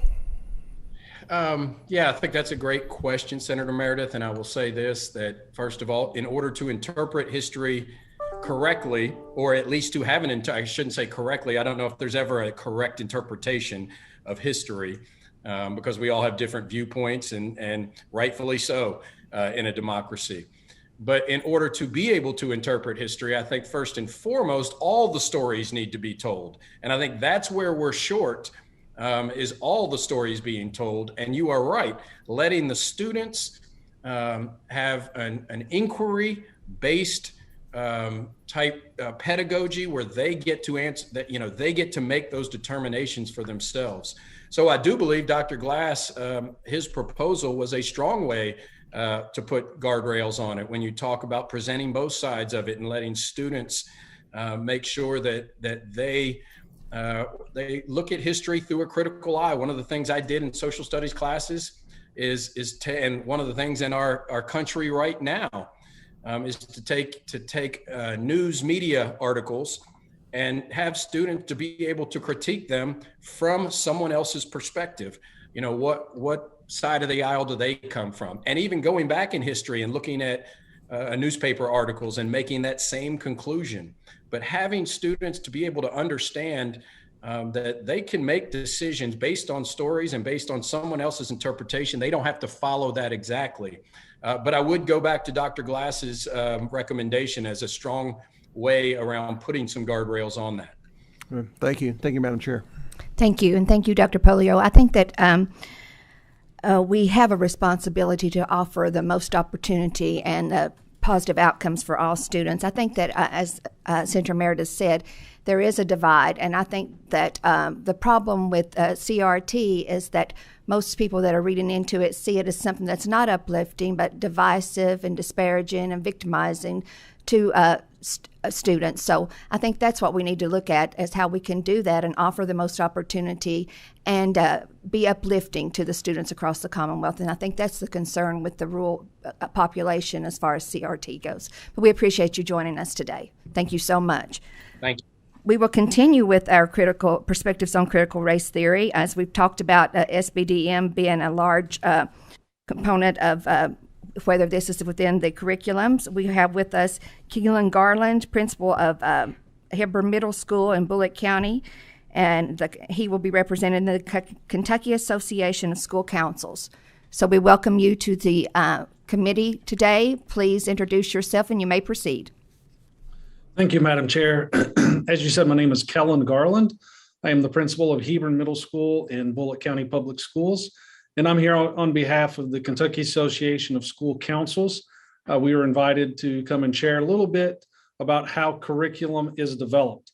because as you've heard before, and some members are obviously very aware, the site-based law says that councils are responsible for determining the curriculum, conducting a needs assessment, and developing that curriculum through the use of the Kentucky academic standards. Once the curriculum is set, it is the job of the principal to monitor that, to implement that policy, to make sure that the curriculum is being followed. But the framework of a school's curriculum is made up of the Kentucky academic standards. A question was raised earlier about transparency. The academic standards are on the KDE website. It's very easy to go there. You can Google them, Kentucky academic standards. They're out there. They're not hidden. It's no secret. Those standards are taken by each subject, each grade level. The teachers that are teaching break those down. And part of what the KDE gives to us in the standards is they provide what are known as essential questions. So at the end of these standards, or each standard, what are some general questions that these students should be able to answer? Teachers then, working with their peers across the district from within the school, break those standards down even further into what are called learning targets. And that's what gives teachers that daily task of what should my students be learning in this class. And those come from the Kentucky academic standards. So for students in public schools in Kentucky, our standards are set. It's a lengthy process. Dr. Glass kind of mentioned the process there. It'll take years before new standards are out because of the thorough research and the thorough input that they go through. So the learning targets focus on the skills that students should be able to do, and that is what is taught in the classroom. Now, local school boards, boards of education throughout Kentucky, they are the ones responsible for setting how the standards are going to be assessed throughout the school year. So that falls on the principal, because we have to report to our councils and to our local school boards what progress are we making towards our students mastering the Kentucky academic standards. There's a great emphasis put on how effective our teachers are in making sure that these standards are being taught. As the principal of a middle school, I trust my teachers. They're certified professionals. They have advanced degrees. Each year, they're required to receive professional development. So we go through this. It is a framework. It's not just kind of selected on a whim. But if you look in our Kentucky academic standards, you're not going to find critical race theory. It's not there. So as far as what we are teaching in our public schools, it's there. It's laid out for you. We're very transparent with it. At my school, similar to other schools, that daily learning target is written into a student's agenda or planner, whatever different schools call it. And that information is taken home. Students can share that with the parents. Parents can see that every night. And that's just a very transparent way of saying, this is what we're discussing in class today. This is our learning target of each day. If there are ever any concerns, any questions, parents are always encouraged to call the principal. They can speak to the teacher. They can talk to the principal. I will share that as a middle school principal, one question that I get about every year, we do teach world history. It used to be 7th grade. Now it's 6th and 7th grade, but we teach the world religions. And so it never fails. Every year I do get an email or a phone call from a parent that wants to know why we're trying to convert their child to Islam. And I have to explain, we're not trying to convert anyone. That in studying world civilizations, one of the major components is their religion. So we expose them to all the different religions through the Kentucky academic standards. We're not converting anyone. We're not holding revivals of any sort. We teach Christianity, Buddhism, Hinduism, Islam. So we cover all of those just to expose our students to those. but we're not about forcing any other religion or onto any of our students. The standards are there for us. We break those down. We teach them in our classes. But what we try to do is to, especially when it comes to social studies, like Dr. Polio and Dr. Glass talked about, when it comes to social studies, we try to provide all of the truth and the facts. Students, especially at this age in middle school, start asking a lot of questions. And so my teachers, what we discuss is if they're coming at it from one angle, the teacher can offer up a different perspective and vice versa. We want them to see both sides. So for us, it's more about critical thinking than it has anything at all to do with critical race theory. So thank you for allowing me to speak on behalf of KSC about the curriculum. Be happy to answer any more detailed questions about that. Thank you, Mr. Garland, for joining us today and clarifying for us and those that aren't familiar with SBDMs what their role is as far as curriculum. I don't see any questions, but we appreciate it. It's important to get that clarification. Thank you so much. Thank you. We will continue with our agenda with BR 69, an act relating to prohibited instruction and declaring an emergency. If the sponsor, Representative Lockett, would go to the table, please, and have your guest with you as well. Please introduce yourself as well as your guest introduce themselves, and then you are free to proceed. Thank you so much.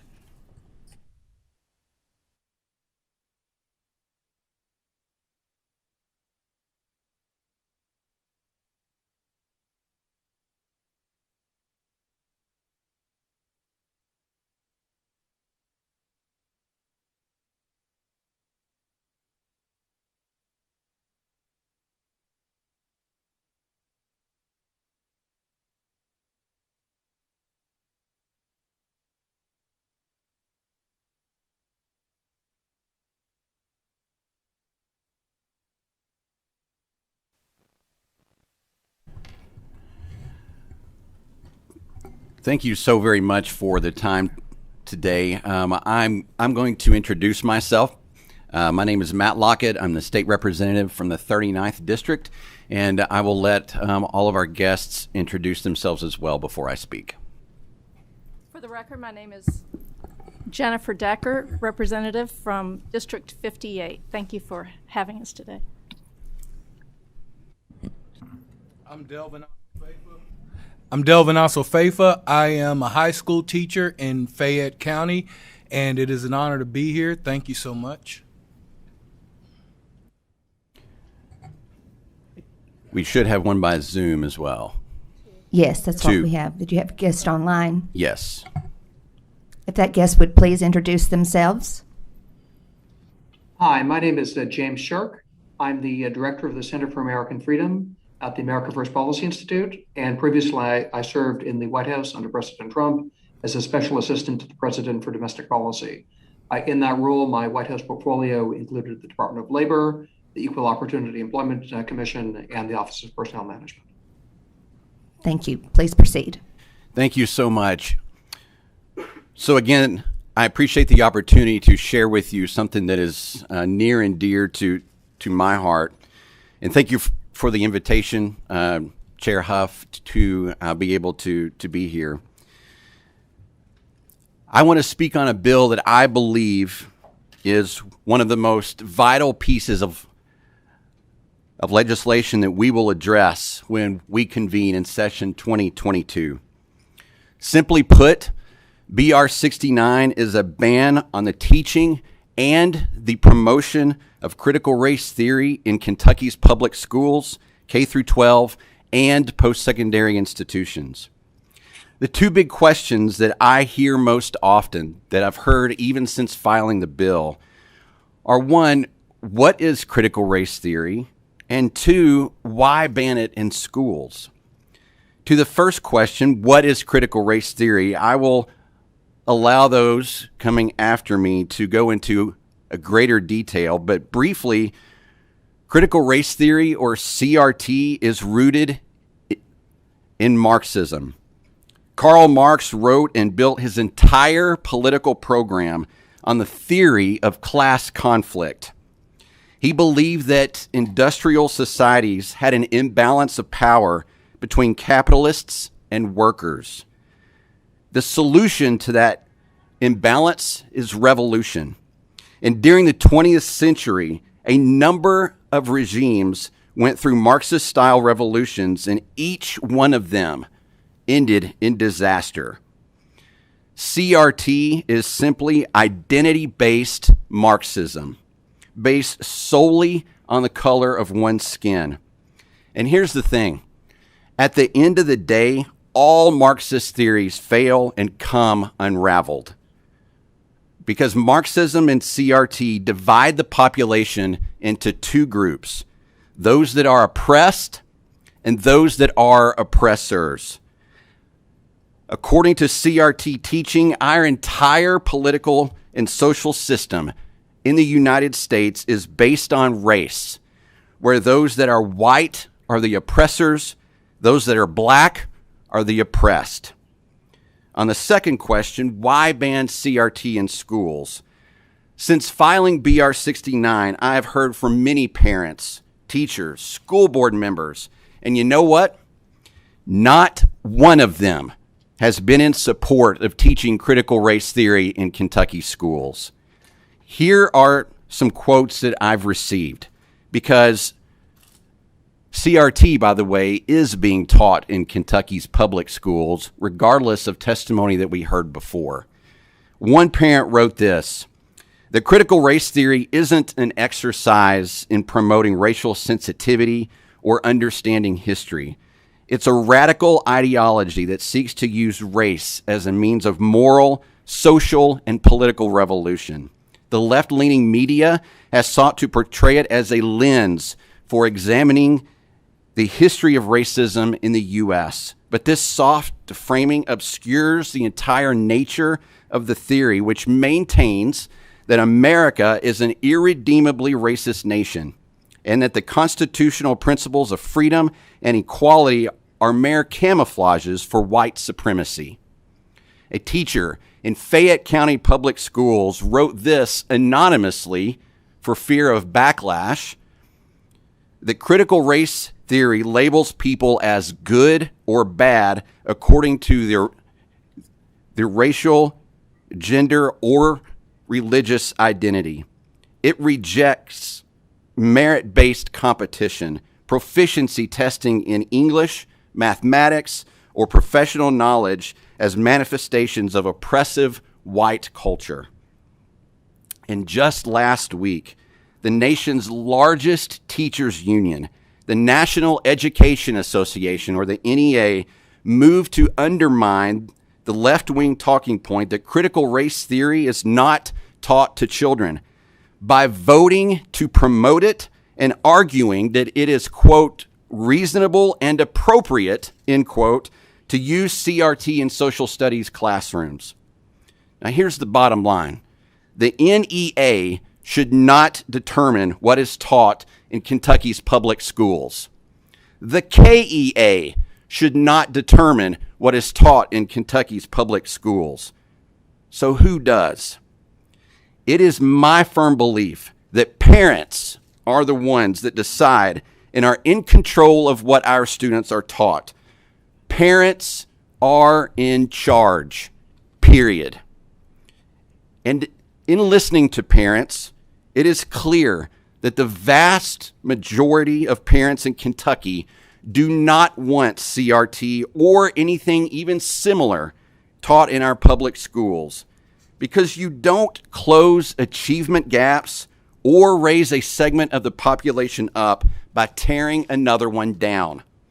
It's obvious that we as a General Assembly must listen to the parents in this Commonwealth, not the teachers' unions or the educational institutions themselves, as to what will be taught. We must take action and ban the harmful and destructive teaching of critical race theory. Our parents are demanding it. The question is, will we listen and will we act? We have made great strides over the last several decades in the United States toward racial reconciliation, and the belief that all men are created equal.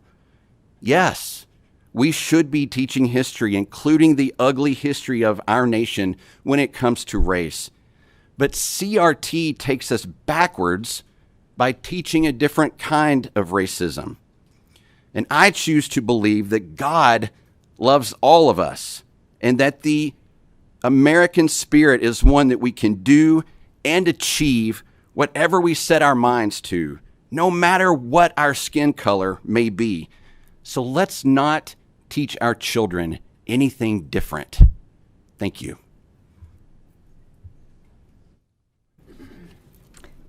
Thank you, Representative Huff, for allowing us to be here today.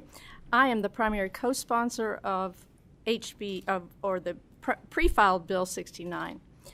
One prominent critical race theorist famously said, "The only remedy to racist discrimination is anti-racist discrimination. The only remedy to past discrimination is present discrimination. The only remedy to present discrimination is future discrimination." This theory, this statement, actually exemplifies the dangerous ideology of critical race theory that has been used for decades, perhaps not in Kentucky, but across our nation, to indoctrinate students at taxpayers' expense. While this theory masquerades as an academic study of the role race has played in America throughout the nation's history, it is instead a subjective theory that promotes division and interracial hostility. I do not believe that any school-based decision-making council in Shelby County, the county I represent, has incorporated CRT into its curriculum. Parents, teachers, and school board members, however, across this state have notified me and other representatives that CRT is being taught in their public schools. Specifically, more and more people are reporting in public schools across our state, students as young as kindergarten are being taught that they are perpetually being oppressed or that they are perpetual oppressors. A quick review of the official website of our public colleges and universities establishes that CRT is already deeply embedded across the curriculum of several of our state's post-secondary schools. Many Americans have fallen for the false notion that CRT is simply a full consideration of history, including objective facts that have been avoided because of their discomfort of the people who are teaching or listening. In a book called Words That Wound, 4 leading critical race theorists dispel this naive notion by stating critical race theorists embrace subjectivity of perspective and are avowedly political. Our public schools should not teach this subjective political ideology. In recent years, the failure of CRT as a valid epistemological framework has been exasperated by the introduction of new concepts and tactics designed to ensure the tenets of CRT are never questioned. For example, ever since author Robin DiAngelo published her book, White Fragility, in 2018, all white critics of CRT have been dismissed or silenced by the accusation that they suffer from white fragility. In her book, DiAngelo asserts that when white people object to being called racist because of the color of their skin, their objections are born of superiority and entitlement. By adding this doctrine of white fragility to the canon of CRT, the foundational tenets of this theory, that all white people are racist, becomes dangerous propaganda. In addition, the threat of cancel culture has added the final nail to the coffin on free and open debate about CRT. On May 19th, Kentucky Attorney General Daniel Cameron joined 19 other of his colleagues in formally requesting that U.S. Education Secretary reconsider a proposal to prioritize the teaching of CRT through federal grants. In their request, these attorneys general stated the department should not adopt the proposed rule or, at a minimum, should make clear that grants may not fund projects that are based on CRT because such priorities would promote revisionist American history and principles that lead to more discrimination, not less. In early June, there were 2 bills filed here, and what they are aimed at is to stop the teaching of subjective devices and dangerous concepts that underline CRT. As expected, CRT defenders began hurling insults immediately and claims of racism on the part of the sponsors of those bills. Ironically, the strategic use of that epithet, racist, is rooted in the fact that racism is anathema to Americans, the opposite of the aspirational values that we hold as sacred truths. Proponents of CRT hope that by calling their opponents racist, others who oppose the theory will mute their objections out of fear of like treatment and allow the institutions of America to be dismantled and built back upon their subjective notions of equity.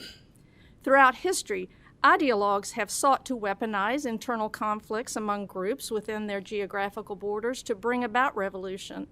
Since beginning their work decades ago, critical race theorists have advocated for the dismantling of America's legal, educational, cultural, religious, and economic systems, which they claim are the products of white supremacy.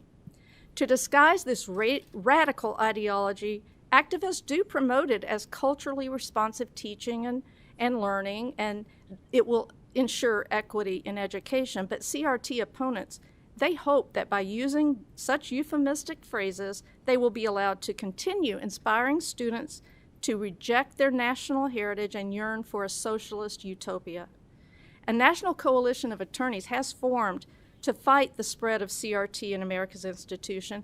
They state that their ambition is to take one of these cases to the United States Supreme Court and establish that critical race theory, those kinds of race-based programs which perpetuate racial stereotypes, common discriminatory speech, and create hostile work environments, they violate the Civil Rights Act of 1964 and the United States Constitution. Time will tell whether such legal efforts will succeed or whether either BR 60 or 69 will become law. In the meantime, I will work with members of the General Assembly to protect students in Kentucky from being taught in public schools that their country is irredeemably racist and that race is the lens through which they should analyze their world.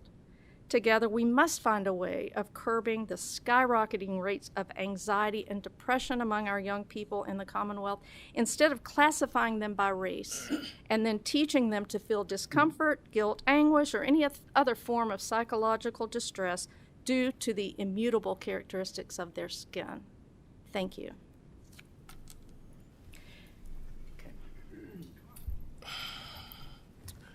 As mentioned before, some people were confused over the idea between equality and equity. And as a teacher, I want to go ahead and kind of give you all an idea of what I believe is detrimental when people focus on equity instead of equality. In the classroom, if a student misbehaves, then it's obvious the rest of the students aren't learning. But because of ideologies perpetuated through critical race theory adjacent dogma, such as culturally responsive teaching, it suggests that black kids and kids of color shouldn't be punished because racism. So we need to figure out ways to not punish them. So instead of removing that kid from the classroom, which as you all would understand would be to the benefit of everybody else, they'll send the kid out of the classroom for talking to for about 10 minutes, then send that kid back into the classroom. Any of us who's ever been to a school, do you seriously think when that kid comes back to the classroom that they're ready to learn and that the other kids in there are ready to learn? No. That is called equity. That is not equality. There's another thing that I find just totally amazing.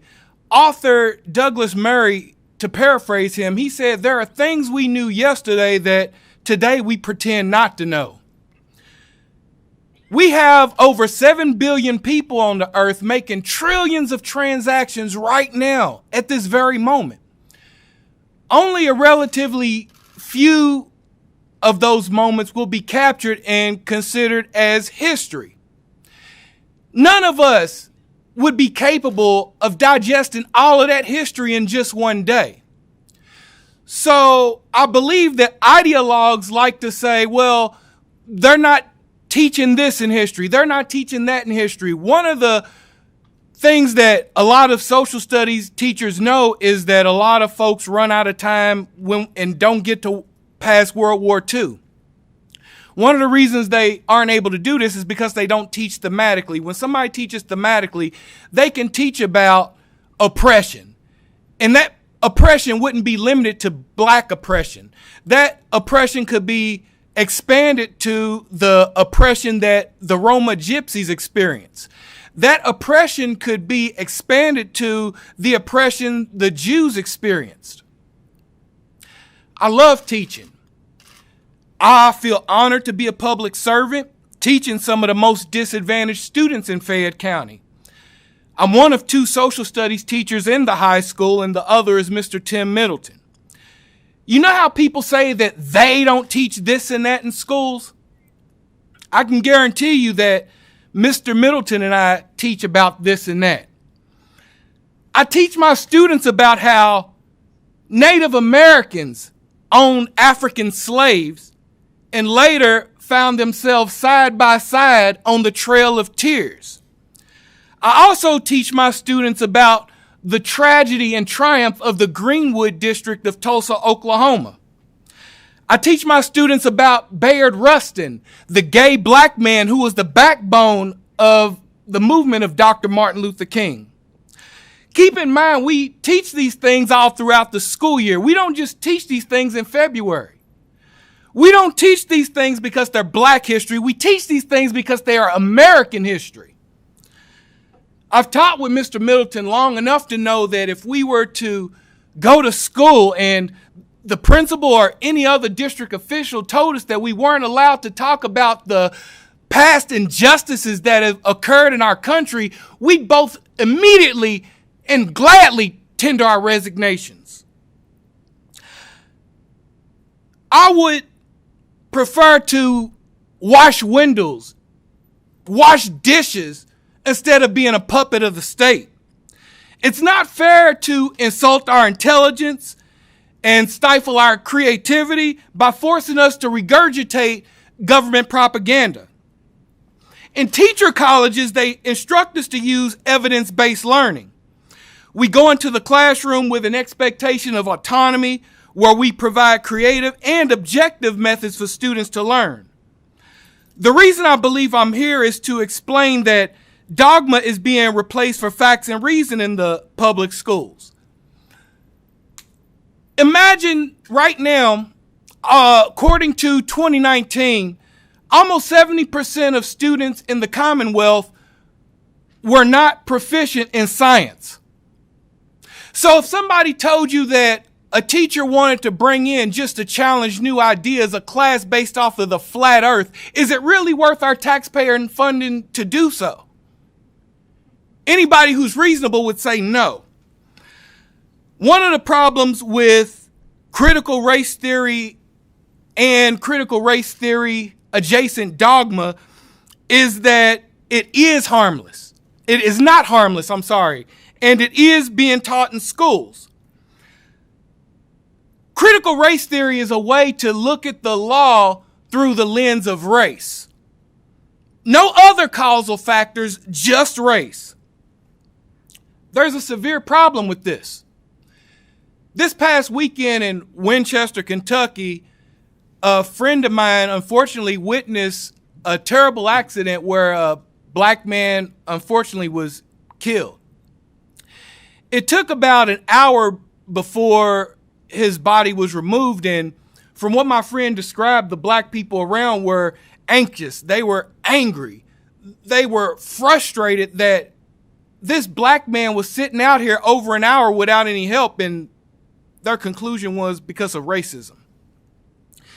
This is what critical race theory is. It doesn't consider any other causal factors for anything else, just racism. There's no denying that racism has played a major role in the history of America, but objectively, 2021 isn't even close to the levels of racism that was experienced in 1921. There are often various factors that account for disparities among groups, such as the region where they live, their level of education, whether they had a father in the house, the amount of kids they have, and etc. However, people who can only see through the race of lens will not see this. Most of those in favor of CRT ask, when has it ever hurt anyone? It's just a theory. Well, Marxism was once a theory, and when put into practice, it murdered systematically over 100 million people. I can also cite a legal example when critical race theory went wrong, for those who say it's only relegated to the legal paradigm. In 1995, then Attorney Barack Obama was a part of a class action lawsuit against Citigroup. They claimed that 186 black people weren't given mortgages because of racism. Citigroup eventually settled, and by 2012, only 19 of those 186 people had their homes. Half of them were foreclosed and went bankrupt.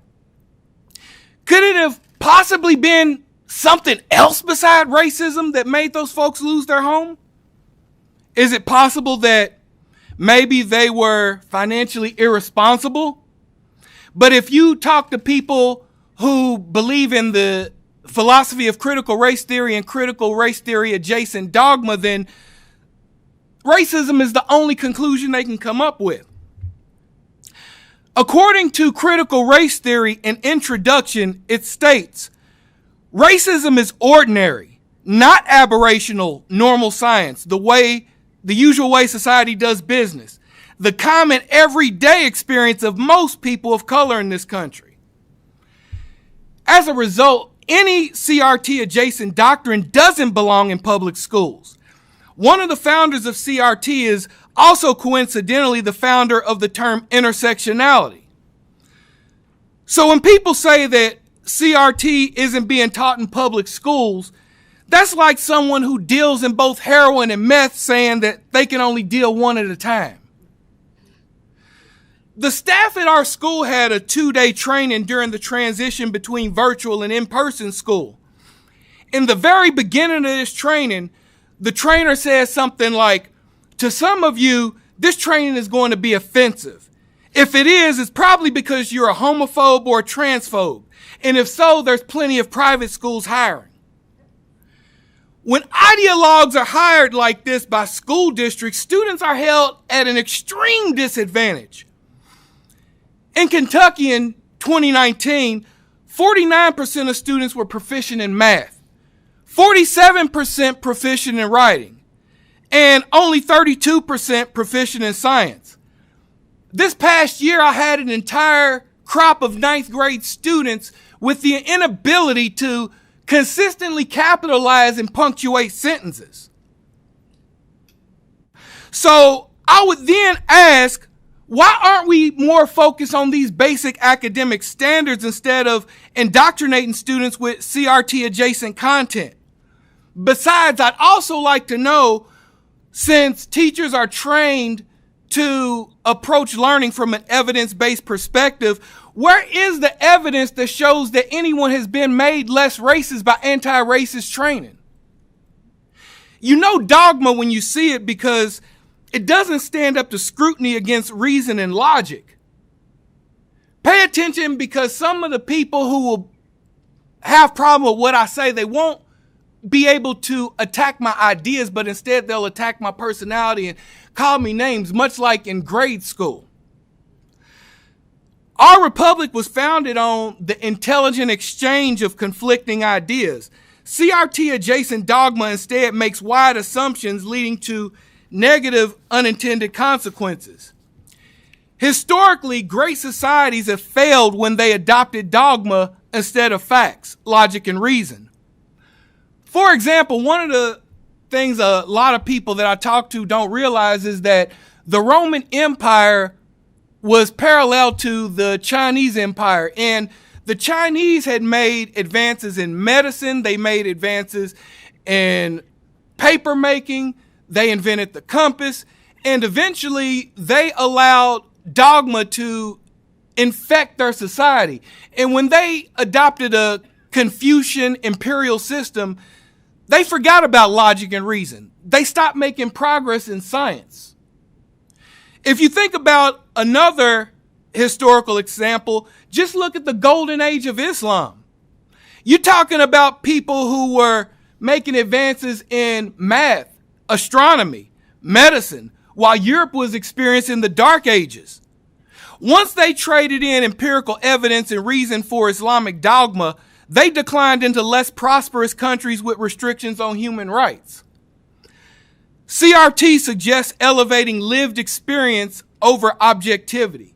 Lived in experience is just another word for subjectivity. Racial supremacy in all its forms have no place in the American landscape. I don't care if it's white supremacy or black supremacy. Oh yes, black supremacy does exist. You might not learn this from reading White Fragility, but according to the Constitution of Liberia, a white person cannot become a citizen of their country. I would then remind you about Dr. King's statement about how an injustice somewhere is an injustice everywhere. A supremacist won't care about this point of racial discrimination in Liberia, but a humanist would. CRT adjacent dogma is also anti-capitalist.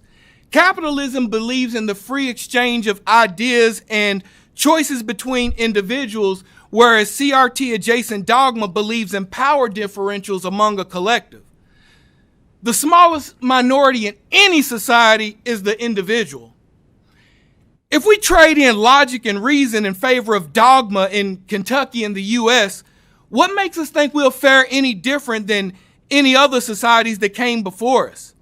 Let's not develop a society where kids stand out in front of each other in order of racial preference or discrimination, but let them stand shoulder to shoulder and bear grievances together as Kentuckians and as Americans. Thank you. Thank you very much. Let me interrupt for just a minute. We are running short on time. I'm going to apologize to Dr. Polio and allow him to get out of his suit and onto his vacation.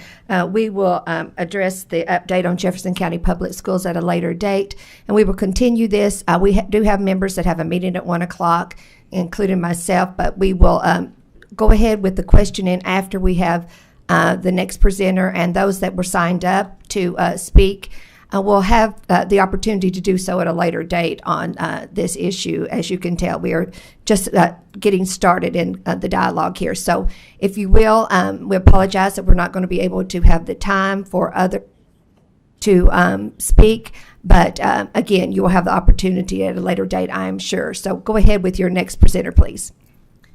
The next presenter is Jack Brewer, who is on Zoom. Hello, co-chairs Huff and Wise, members of the Kentucky Interim Educational Committee. Thank you for allowing me to testify. My name is Jack Brewer. I'm the chairman of the Center for Opportunity Now at the American.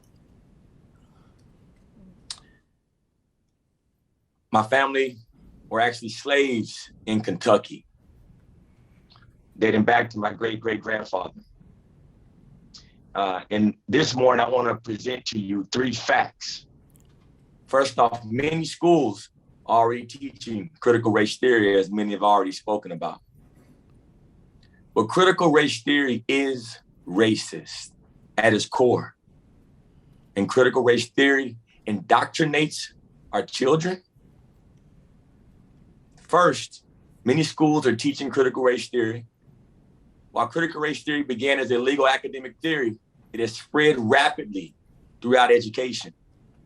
2 of the academic pioneers of critical race theory have explained that critical race theory is in some ways livelier in education right now than it is in law.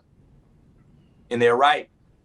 The National Education Association and the America's Teachers Union, the largest, recently made promoting critical race theory a top priority. And 1 in 8 American parents recently reported their children's schools are teaching critical race theory.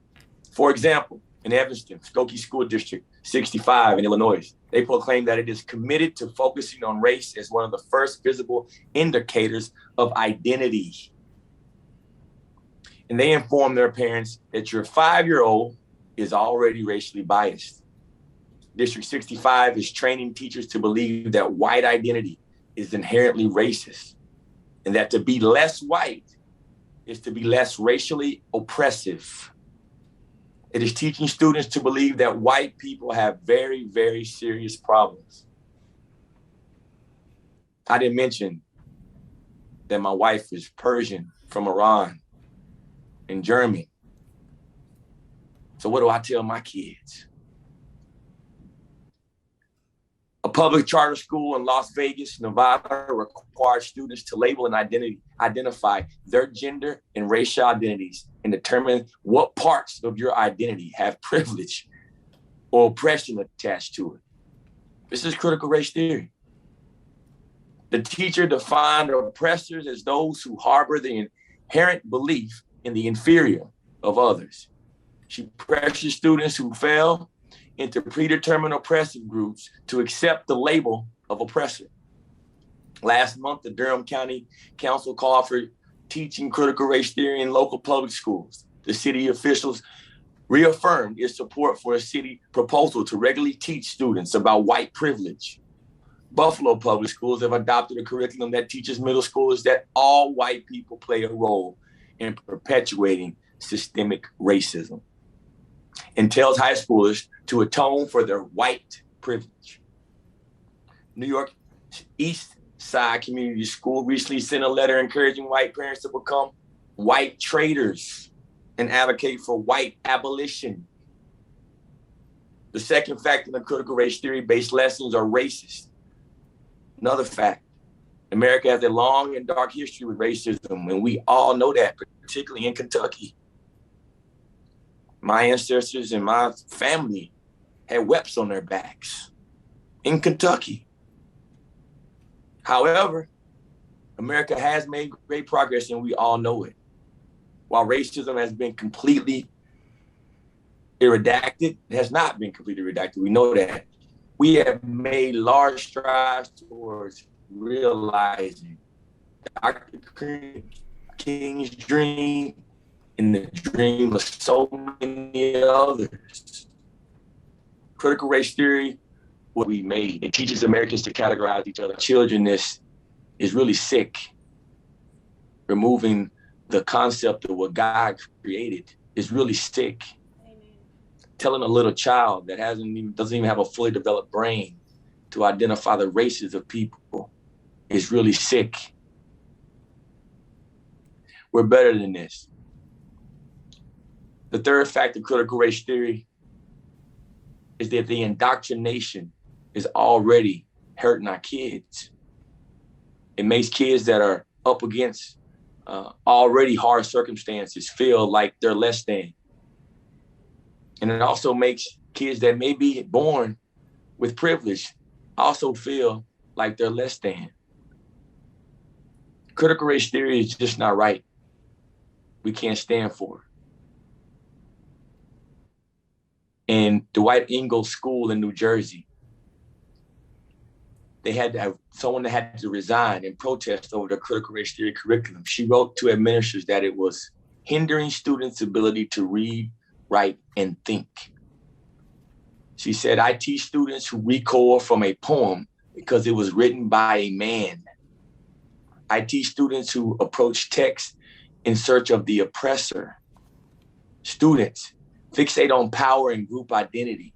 This fixation has stunned their ability to observe and engage with a full fabric of human experience in our literature.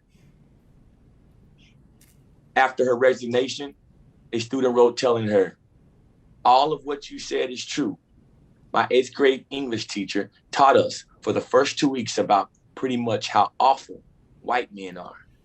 For 2 weeks, I did not speak a single word in her class. My fellow white male classmates left the classroom every time feeling the same way. for lack of a better word, those teachings made me feel like horse, S-H-I-T. I preach the gospel, so I won't say it. Like worthless scum, underserving of living. American students deserve better than this.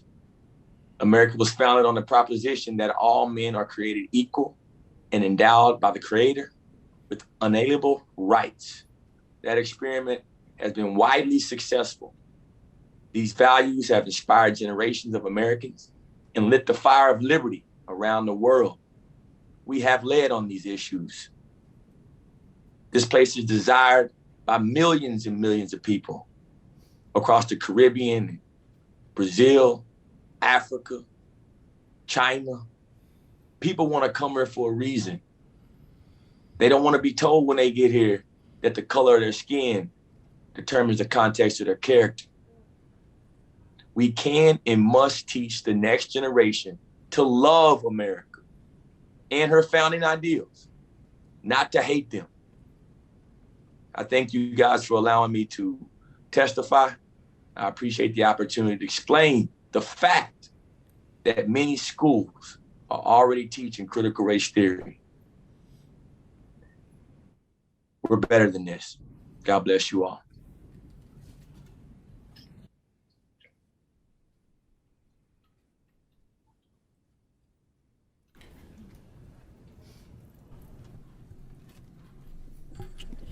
Chairwoman, Mr. Shirk can wait. If we're at time, we can have him back either at a different time or he can go ahead. It's obviously up to you. I know we're at time. Okay, we are running quite short, and I'm sure he will have the opportunity. Madam Chair, may I make a point, Madam Chair? Yes. Yes, this is Senator Thomas. I realize we're running short of time, but I've noticed that none of the questions that have been asked today have come from any Democratic members of the committee. I'd like at least to have you allow some members of the Democratic committee members ask a question or two. I think that ought to be fair and proper. Senator, they haven't requested to ask a question. They have requested to ask on this, but we're going to have questioning. We're just not going to have the final presenter. Okay. Thank you, Madam Chair. Thank you. Thank you all for your presentations, and I apologize that we are running short on time, and I'm sure he would have the opportunity to testify at a later date. We do want to take questions, as we said, so we will begin by starting with Representative Bojanowski. Yes, thank you. To start, I can't understand why this bill is a priority when we have 1 in 7 high schoolers and 1 in 5 middle schoolers who have considered suicide in the last 12 months, when Kentucky ranks the highest in the nation in child mistreatment, when guns are the leading cause of death among children and teens, and when all the children in our state have had their learning disrupted for an entire year by a global pandemic. Instead of using our energy to address these critical issues, educators are trying to figure out the implications of a bill that is so vague that it is difficult to understand what ramifications are for our classrooms. Due process requires that a law provide fair warning and provides persons of ordinary intelligence a reasonable opportunity to know what is prohibited so that he may act accordingly. I have 2 master's degrees and a PhD, and I still don't know from reading the bill what is prohibited and what I'm not supposed to be teaching.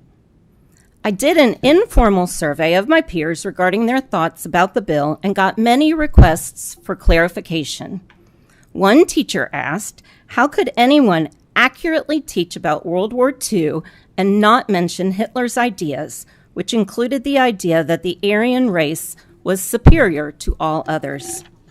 And another stated, I am concerned about the portion of this bill that states that educators can't and shouldn't have classroom discussions that promote discomfort. It was number 7 in your bill.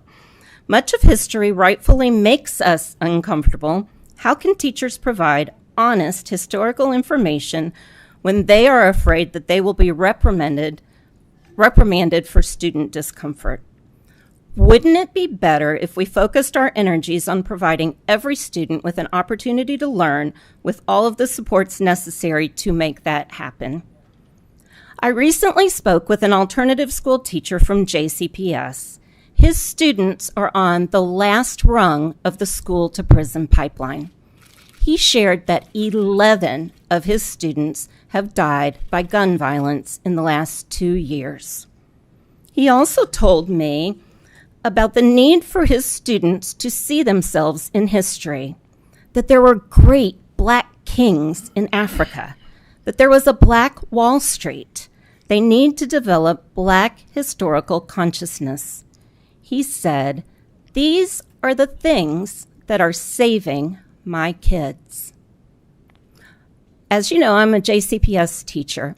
Our goal in JCPS is to close the achievement gaps between black and white students, to ensure that our students have more teachers who look like them, to ensure that there's equitable access to accelerated programs, to put more black and brown children in the curriculum so they can see themselves in the learning material, to help black girls who have the lowest sense of belonging in the district to feel like they matter, and to examine why black boys are disproportionately suspended from preschool. Is that okay? I want to take this, folks, if you don't mind. I work in an alternative school, and what I will tell you is schools are full of unintended consequences. Like the situation that I told you folks, a lot of the disparities in schools happen because there's an unending grievance industry in education. What I mean by this is a lot of the disadvantaged schools get money that come from programs that only serve disadvantaged schools. So if you were to actually improve the quality of those disadvantaged schools, guess what would happen to the money, folks? It would disappear. So there's a lot of incentive for these grievance organizations to keep making black people believe we're victims. I don't want to hear about this victimhood. Are you kidding me? I don't care if a kid had an encyclopedic knowledge of everything of Africa. How would that prevent them from getting shot on the streets? Please tell me, Representative, please tell me. No answer. I didn't think so. I'm so tired. I'm sorry. It's okay. I apologize. Please don't take this as a sign of disrespect. I, too, have had students to die, and I'm sick of it. And every time my students get shot dead in the street, I wonder, why are they giving us LGBTQ training? Why are they giving us culturally responsive training? Why aren't they giving us training to teach these kids not to go carjacking? Why aren't they giving us the training to keep these kids from indulging in a hedonistic culture where prison is the order of the day and it looks cool? What curriculum do you have that's going to solve that? May I respond? Let's keep it down, audience. Yes, you may. I've been doing some research on the school to prison pipeline, and there are very intentional things that we can do to keep our children from dying on the streets or ending up in prison. And it all starts with taking a look at certain injustices that have happened in the system, disproportionality of identifying children for criminal actions even while they're in school. That is what we need to do to decrease our school to prison pipeline. Let me tell you folks what's funny. There was a situation where we had some kids to commit armed robbery on like a Thursday or Friday, okay? On that Monday, they came back to school. Now, of course, the people at the school didn't want that because we knew what type of influence that type of behavior would do when it spreads. So there was a comment, something earlier about, students belonging and how important belonging is. So when these kids, in my opinion, shouldn't have came back to the school because all they did was just talk about how cool this criminal stuff was. So you had the other kids thinking how cool this criminal stuff was. But there was a child advocate who was like, well, this happened outside of school, so it's not fair to punish them for their education. So I asked you, why is one child's right to an education more important than another child's right to safety? My teachers, in fact, I talked about Mr. Middleton. He got hit by a kid. My principal was hit by a kid. And all these are kids who you guys are saying, oh, it's because of racism. It's because of disproportionality. It's because they didn't have no consequences. And because you folks want to believe that black kids are somehow just incapable of having home training. How dare you? I'll ask the audience again to remain silent and let's be respectful of one another.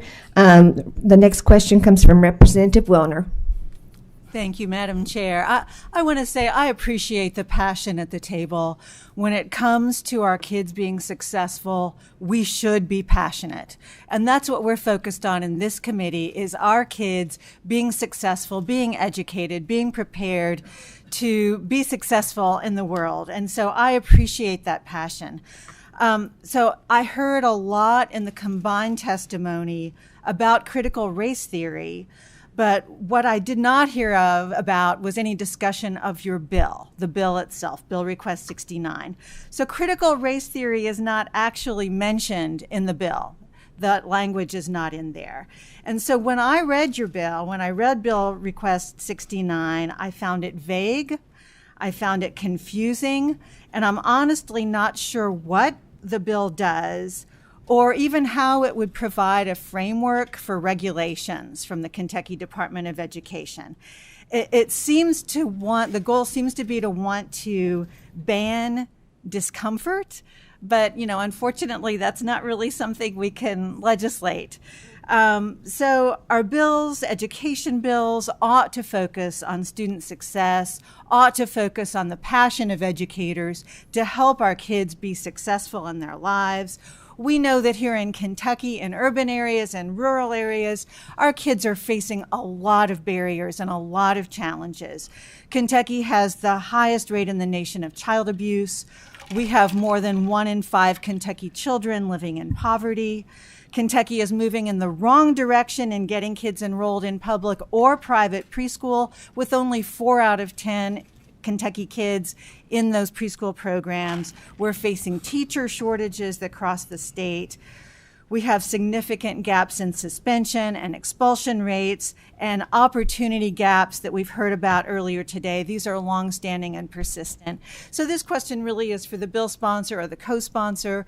Please help me understand what in your bill will help our Kentucky students overcome those barriers and be successful. That's a great question, and thank you for asking that. And I believe it's important to note that, of course, on a pre-filed bill is always kind of a working copy. We understand that there are revisions that we will make to the bill. There are things that we will make more clear in the bill. Suffice it to say that the 8 things that are listed in the bill are very easy to understand, and those are the tenets of critical race theory, or a theory that promotes those aspects. While the bill does not specifically say critical race theory, that's intentional, because one of the criticisms was that, well, we're not teaching critical race theory, but in effect, they are teaching those concepts. So we wanted to make it clear that it's not the term critical race theory that we want to get out of the school. It's the fact that we don't want our students to be taught that they are less than somebody else because of their skin color. That's what the bill does. Thank you, Senator Southworth. Thank you. I want a question. We were talking earlier about professional development in the curriculum discussion earlier, which is pretty much total confusion. I think most people probably lost some of the trail there on how curriculum gets developed. But Delvin's my constituent. He told me about critical race theory a year ago, and we've had these conversations. And I want to kind of get a better handle, because when I've heard from you talking about, developing curriculum, teachers wondering how to teach the Constitution, you said, well, what about the Constitution and the Federalist Papers? I mean, how when teachers are handed, what are they handed? Are they handed that from the SBDM? And then what do they do? Because there's a whole lot of shell game going on. oh, we don't make curriculum. Oh, the standards are the highest level. That's not true. The school board doesn't decide curriculum. That might be true. I don't know that SBDM decides the curriculum. And the teachers aren't even hardly deciding. I mean, where is it happening? Because obviously stuff is happening. Kids and parents are seeing things that school board members, SBDM members, teachers, superintendents, every level of administration denies is even there, and it's all in plain sight. So I want to get a better handle on, is it professional development, or where is this kind of coming in, and how does it erupt? Yes, it comes in through professional developments and even through the creative freedom that's offered to teachers. I had a professional development a few years ago, and keep in mind, my school is mostly black. The kids are mostly black, but the trainer was accusing our white staff of being inherently racist. And that just didn't sit right with me. And I think that in terms of opportunity, it's important to allow students to have equal opportunities, but what a lot of people are trying to do is ensure equality of outcome. And in a country that believes in capitalism and individualism, that's just a contradiction. So one of the problems that I see is that, especially with the most vulnerable students, in our system as it is, I don't know exactly, sometimes it might be 4 or 5 years, then you get tenure. So especially in the lowest performing schools, you'll get teachers in there who just won't care. They will give students crossword puzzles. They will give students videos to read, to watch. Some of them allow them to play video games. But as long as those kids are getting passing grades, nobody's complaining. So then we have a systematic failure because people at the top refuse to talk to the people on the bottom and find out what their kids actually need, instead of taking input from what politics of Washington believe our local kids need. Thank you. Senator Neal?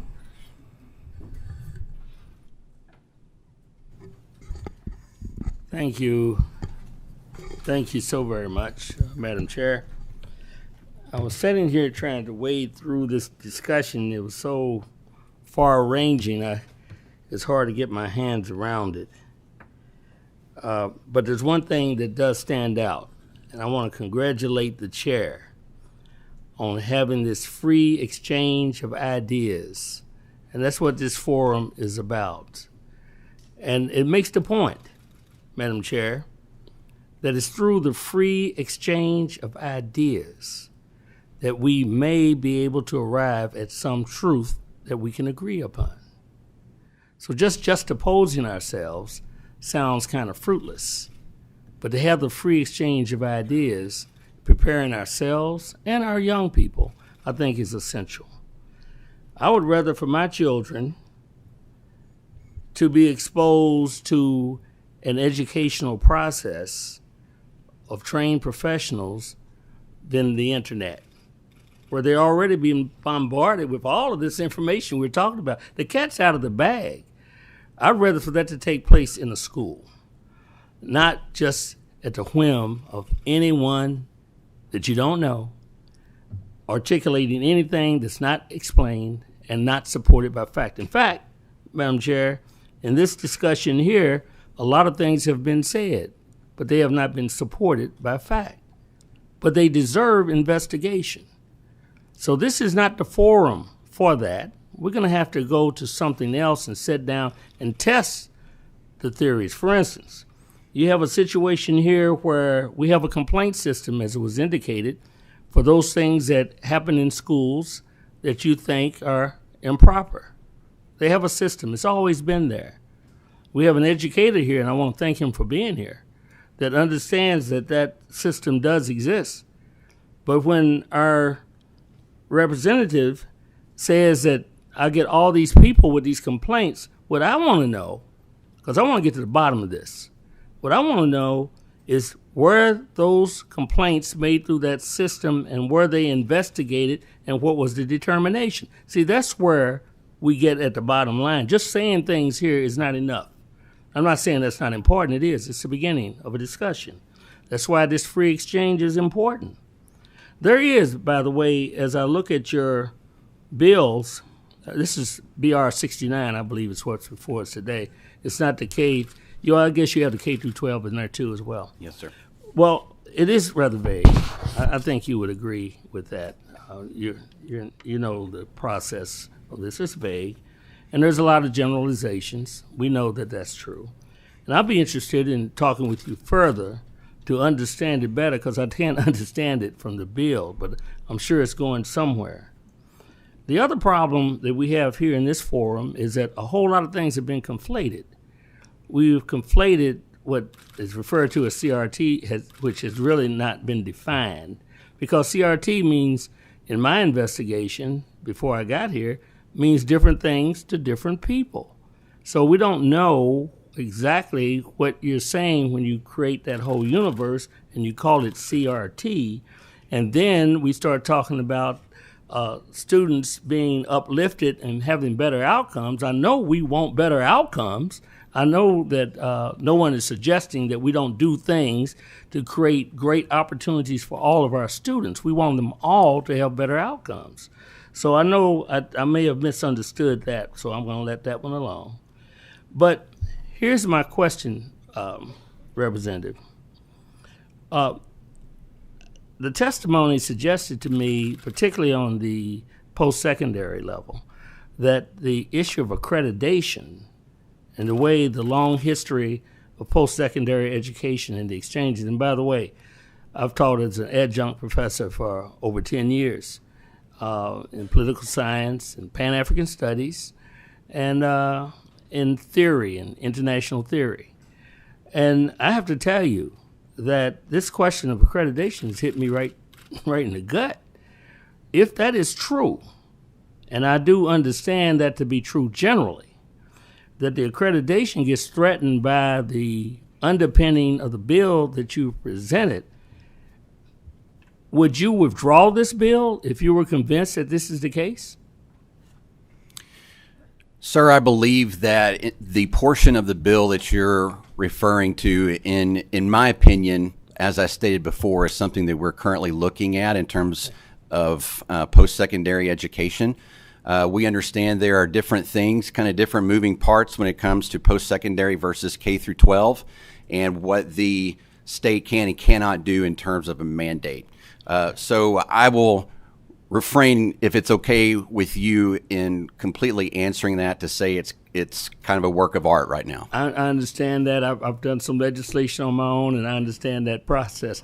And I'm interested in engaging with you on that privately. And let's go deeper into this. As an academician myself and being affiliated with a number of them, I think I can discern, if we go through a process, that we can understand what each of us are talking about.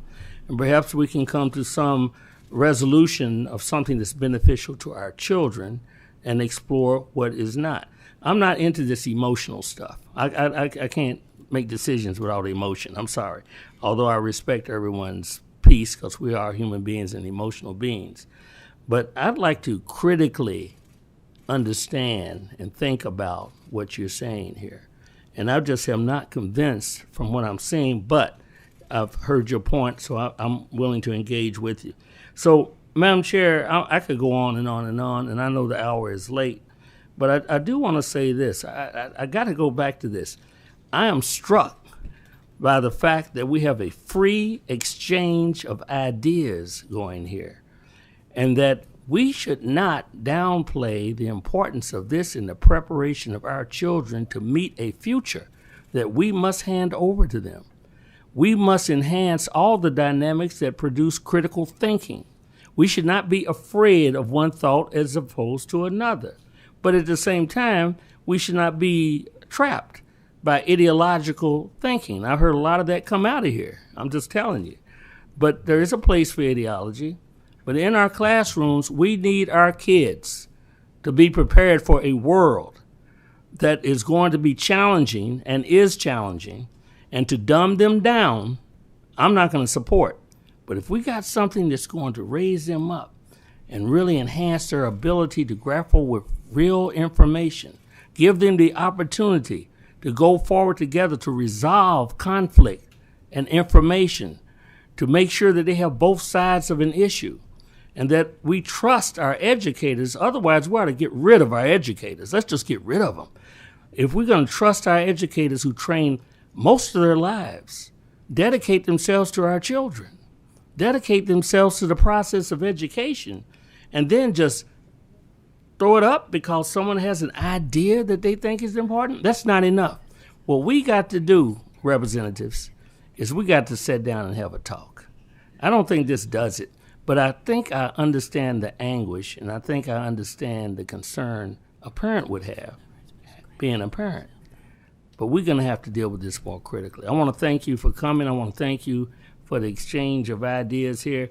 And let's trust our children a little bit. You know, we all got children, or I guess most of us, but I'm going to tell you something. I learned from my 13-year-old daughter once how to be nice to people. You know, I'm up here mad as hell at this lady at the McDonald's because she had a grump on her face. And she said, "Daddy, why did you respond that way to that individual?" And I said to her, "Nothing, because I had nothing I could say." What I did, though, the next time is I asked the lady, "Where is that smile? I know it's in there somewhere.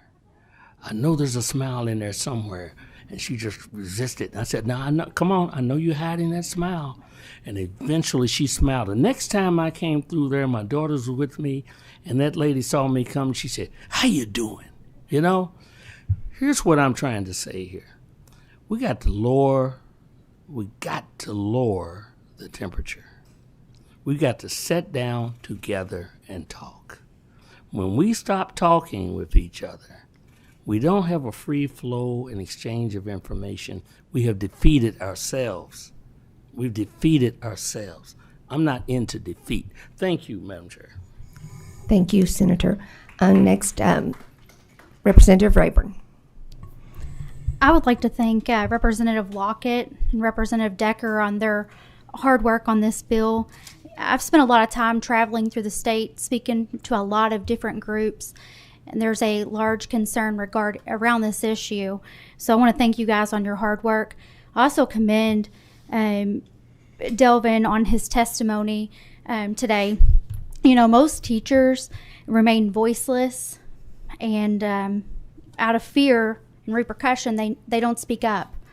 I hear this a lot from teachers within my own district that I represent. They fear of speaking up. I'm so glad that we've had this conversation today and opened the door on this topic. There's a lot of work to be done, both sides. You know, critical race theory is not based on facts or evidence, and I look forward to helping write a piece of legislation that will help empower all students across the Commonwealth and across the country. You know, we need to keep students and their education above a political and social agenda. Thank you. Representative Donahue. Thank you, Madam Chair. I just want to make a comment, then I do have a question. As presenters, you know, we're as passionate as you are, okay? And we're talking about teaching. This is a teaching moment here. In defense of my fellow legislators, I want to piggyback what my legislator said over there, is that we have to be respectful of each other, because we're going to be respectful of you as a presenter, okay, because you deserve that. And as a teaching tool, you have people in KET and other place watching what we're doing. If we can't act and conduct ourselves in a civil manner, then we're not doing what we're supposed to do. We're either elected or we're all leaders in our community, because that's why you're here. So let's treat each other with respect. That's all I'm asking us to do, because these folks up here, all these folks, are as passionate as you are, but we choose to address it in a different manner. We can still get our point across. My question to the panel is this. This bill, if it became reality, would be jeopardize the accreditation of our state colleges and universities by unduly limiting the academic freedoms. How are you going to address that, may I ask? I believe that we have already, just in saying that we understand it's kind of a work in progress. We understand there are issues there to talk about and address. and we are certainly willing to come to the table to do that. Thank you, Madam Chair. Thank you, panelists.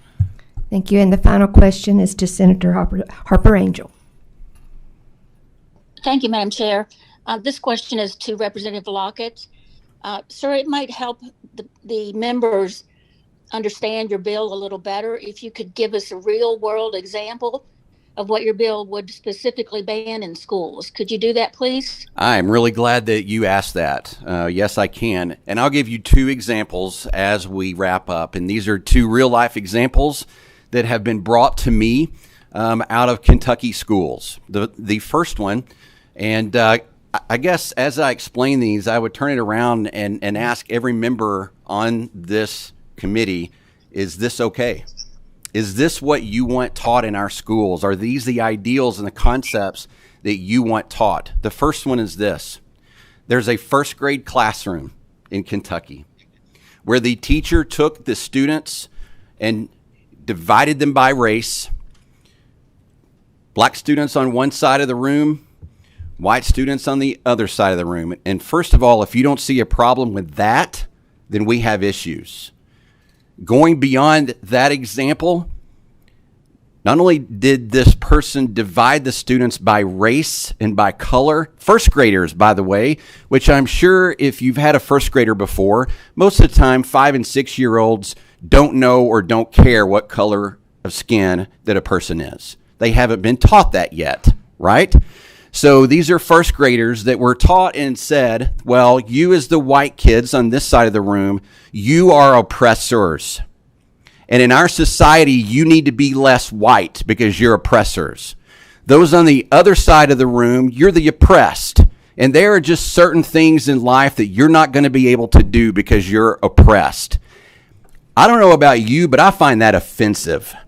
I find that in Kentucky schools to be reprehensible, and as a General Assembly, something that we ought to stand up and say that's enough.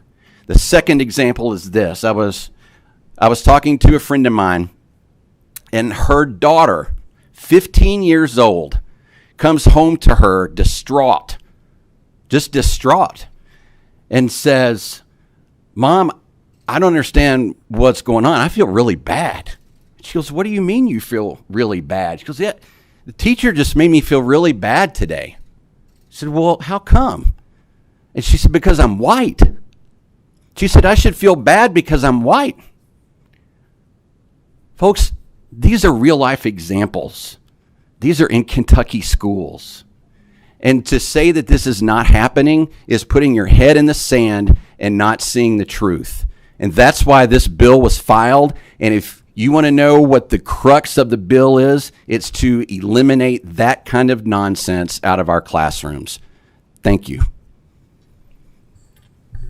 Thank you. I appreciate the indulgence of the committee. Thank you to the presenters. This is a passionate issue, but I want you to keep that passion because we're talking about the children of the Commonwealth. The next meeting will be, let me get my glasses, Tuesday, August the 3rd. If there's no further questions or comments, I need a motion for adjournment.